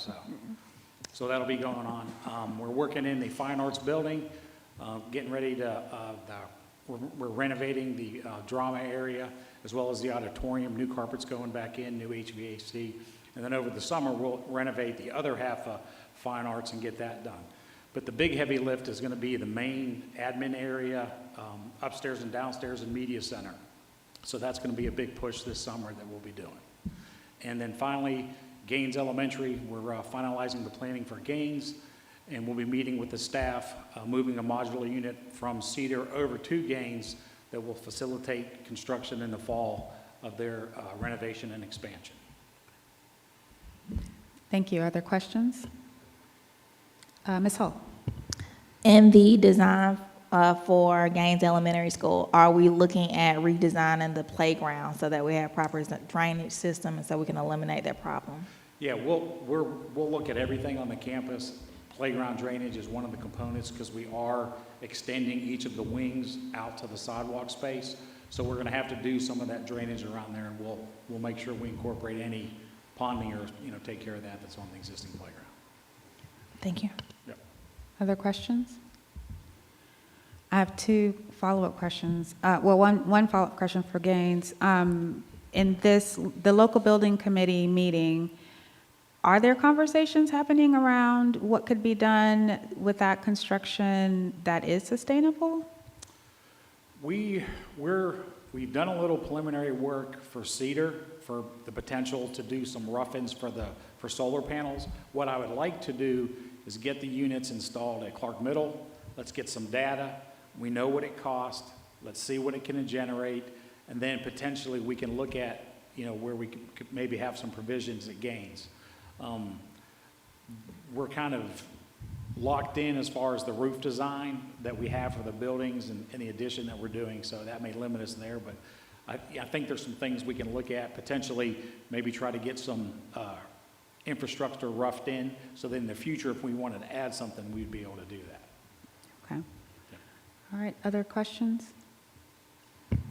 I'm just thinking, I'm trying to visualize the scope of it. So we're looking at renovating, and I know that we just did a lot of playground equipment purchase, and we've had the issues around not being able to have grass out there or turf out there because of the issues. And as I recall, it was going to cost a lot of money to fix that drainage system. So I know that you just gave me a high-level answer, but so I can make sure that I'm clear, are we looking at putting the amount of resources that we would need to bring that playground up to par with the other playgrounds at our elementary schools that have the right amount of grass instead of red dirt or turf?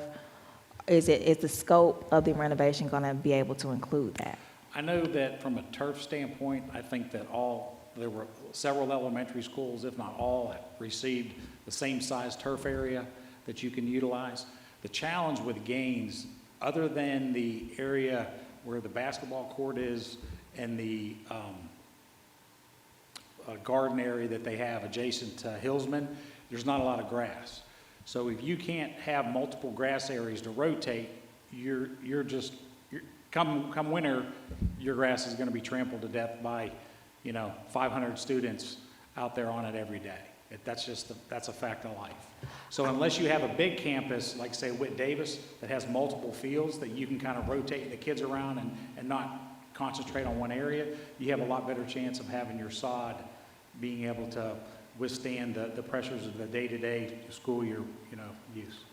So as a parent at Gaines whose child comes home with ripped pants and red knees daily, my understanding was that we weren't able to have the grass there because of the drainage. And so I look at the turf is not bigger than this stage.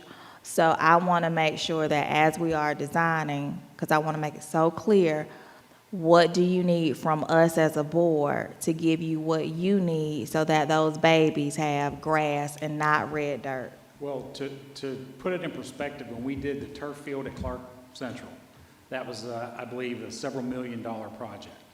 So to try to have a comparable turf area at Gaines just is probably going to be cost prohibitive unless I come to you and say, okay, the cost for Gaines is this, and then if you want to add so many square feet of AstroTurf, it's this, and then if you want to approve that, then we can go forward. But there's a lot more than just planting grass. But we can look at it, we can put it in as an alternate to get pricing on it, and then we can present it to the board if you guys want to do that. The challenge is that now I have 21 other schools, they're going to expect the same thing. So if you spend an extra $1 million at Gaines, then everybody else is going to want their $1 million for their turf.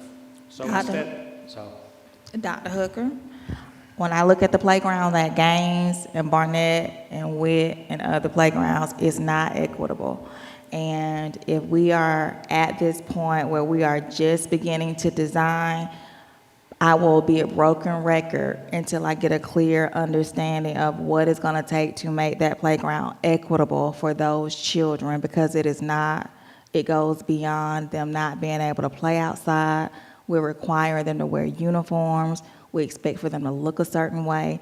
They do not have the same ability, equitable playground. They don't have what other elementary schools have. And so it is very important to me that as we redo this design, that we put intentional resources and thoughts on not putting a Band-Aid on that situation, but to make sure that they receive the same playground that their counterparts have.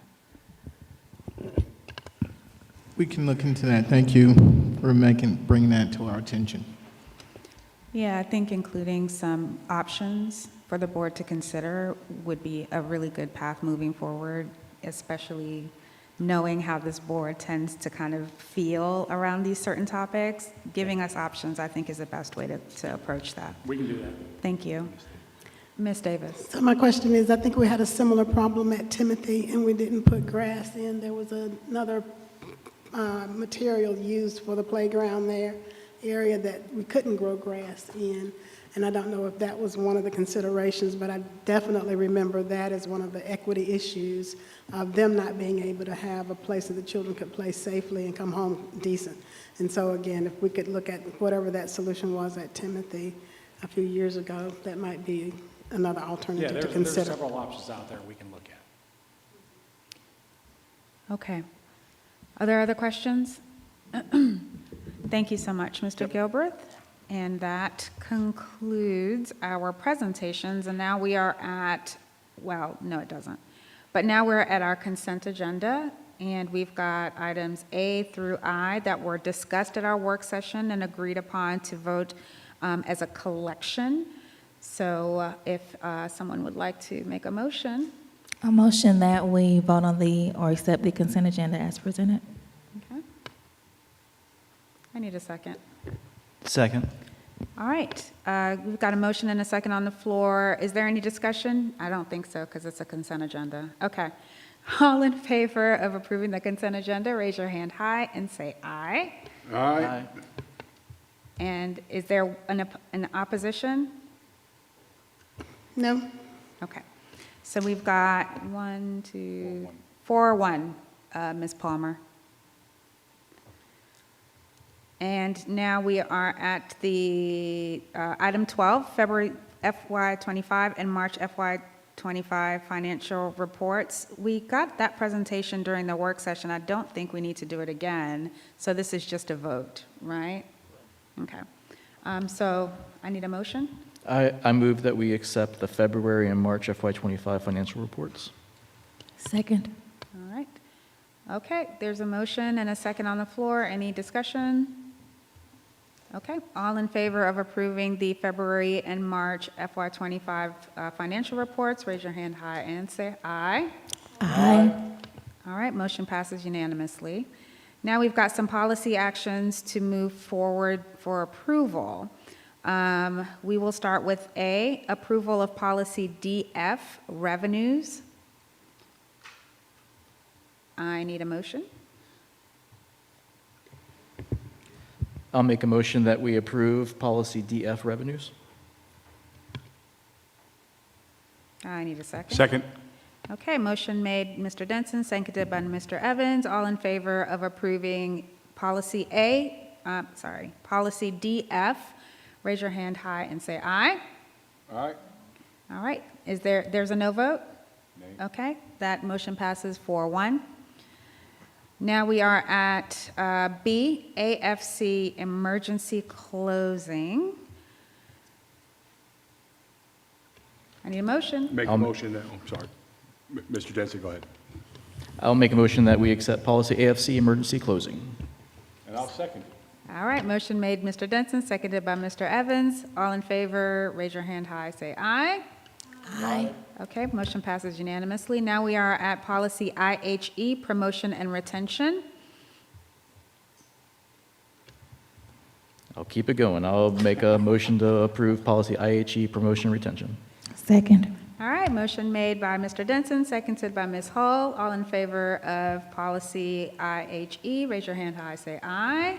Aye. Motion passes unanimously. And last policy, IHAA, final examinations. I'll make a motion to approve. Second. Motion made, Mr. Denson, seconded by Ms. Hall. All in favor of policy IHAA, raise your hand high and say aye. Aye. Motion passes unanimously. Okay, now we are at item 14, and that's personnel action. That was discussed, so this is essentially a motion that needs to be made to approve personnel, all three items, or we can do it individually. Individually? Okay. Item A, board report addendum. I need a motion. Okay. Second. All right, motion made by Ms. Davis and seconded by Mr. Denson. All in favor of approving the board report addendum, raise your hand and say aye. Aye. Okay, any opposed? Okay, that's, I think I read 4-1. Okay, all right, 4-1. 5-1. Oh, I'm sorry. There, what? There's 6 of them. There's 6 of us. They were all 5-1. Yeah. I'm sorry. Okay. Thank you, Ms. Palmer, for keeping us together. All right, and now we've got item B, personnel, the updated personnel list. I'll make a motion for us to approve. I'll second. All right, that motion's made by Mr. Denson, seconded by Mr. Evans. All in favor of personnel, raise your hand and say aye. Aye. All right, opposed? Did you get a chance to vote, Dr. Gant and Ms. Davis? I did vote. Oh, okay. Dr. Gant, did you vote? Abstain for conflict of interest. Oh, okay, I'm sorry. I did not mention that one. Okay, so I've got 5 in favor, and then I've got no no's, and then One abstention. one abstention. Thank you. And next, we've got our contract list. I'll make a motion to approve. Second. All right, motion made by Mr. Denson, seconded by Ms. Hall. All in favor of approving the April 25 contract I have a list? question. Yes, Ms. Davis. So my question is that the complete list? Are we done now, or is this the beginning of the contract list? This is towards the end of the contract list, so there will be a few more that will come during the May board meeting. Thank you. And at the May board meeting, will you give us a percentage of our fill rates and all that? I've been sharing that in the board update on Fridays, so we've been tracking that real time. Okay, thank you. Obviously, I have not checked my emails recently. I was on vacation. Okay. We've got the contract list. All in favor, raise your hand and say aye. Aye. All right, motion passes. Thank you, Ms. Hall. Bye. Bye, Trey. And now we are at our information items. We've got early Head Start Policy Council meeting minutes and reports. Mr. Denson? Thank you, Madam Chair. Yeah, what you see before you is just the minutes from our meeting 2 cycles ago. But I did want to give also a report that earlier this week, the Early Head Start Policy Council did hold their annual self-assessment and strategic planning retreat. It was well attended by all the parents and the council and everybody, and a great time for us to re-hone our focus and to come up with our strategic plan for the next year. So I think things are moving very well over there. Awesome. Thank you. All right, we've got item B, our Athens Community Career Academy report. Ms. Davis? Oh, sorry, that's Mr. me. Evans. Oh, That's sorry. me. That's me. Yeah, so they met on Tuesday, April 15th. There's already a huge enrollment for next year. They have a big group of kids coming from both Clark Central and Cedar Shoals. There are the summer camps for rising ninth graders that I think our parents should learn about. So if you have an eighth grader that's going to be a ninth grader, the Career Academy has these really cool week-long camps where they'll feed the kids and they'll have them go through some of the different pathways like healthcare, film, and so forth. The TAP pathway, which is the teacher preparation course, where we actually had 2 students who went through the Parapro process, and on Monday they passed their exams on the professional level. So when they graduate, they could actually work at our schools. Tomorrow they're having a presentation on school improvement plans for their home high schools, and so that starts at 8:30 in the morning, and the public is invited. I will be there, Dr. Hooker, just to let you know. And then last but certainly not least, we sent a robotics team to Houston this past Monday. Our BuzzBots, which is coached by our own Pierce Woodson, who was one of the employees of the month for this year. And they are at the World Championships. They were Rookies of the Year. They did well at the state competition, and because of what they did at the state competition, they went to Houston to participate in the Worlds, and they've been holding their own rather well. If you want, you can watch them on YouTube, which I'm that nerd, so yes, I watched it, and it was pretty cool. So anyway, that's a report from the Career Academy. Thank you, ma'am. Thank you. That was wonderful. All right. Next, we've got our Community Oversight Committee report. Ms. Davis? Okay, yes, so thank you. That report is already included in our minutes. We did have a meeting this past week, and we unfortunately, sent Gerald off with accolades and appreciation, and we have a new member now from the staff reporting keeping up with our monthly spending for SPLOST. So again, nothing critical there, except that committee is looking for new members. So if you're interested in serving on the Community Oversight Committee, Mr. Sams sends that invitation out every meeting. Thank you, Ms. Davis. And next, we have our Athens Area Community Foundation. Isn't that Ms. Hensley? Yes. Yes, okay, so I'll follow up with her to see if she's got anything to report, and she could put it in the assembly. I don't think they've met. They haven't met, okay. All right, I'll follow up with her. And then last, we've got Envision Athens, and that's Mr. Denson. Yes, we actually are going to be having a special called meeting tomorrow as we discuss really the future of Envision Athens and some budgeting challenges that the organization is facing. So I think I'll have probably a pretty big update for the next month on what the future of it will be. I'm happy to have any discussions with anybody who has questions before I have that meeting tomorrow at noon. But yeah. Wow, okay, thank you, Mr. Denson. And that was our last community report, and now we are at item 16. I just have one thing. I want to remind you all that the called meeting is Tuesday at 5 o'clock for Mr. Griner's budget presentation. Okay. And that's yes. 22nd?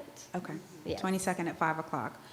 So yes, as a reminder, we are going to be back here on the 22nd at 5 p.m. for our FY26 budget planning meeting. Now we are at item 16. Thank you, Ms. Palmer. I need a motion. Make a motion that we adjourn. What are y'all doing? All right, motion made, Mr. Evans, seconded by Mr. Denson. All in favor, raise your hand high, say aye. Well, hold on, Mr. What? You don't want to adjourn?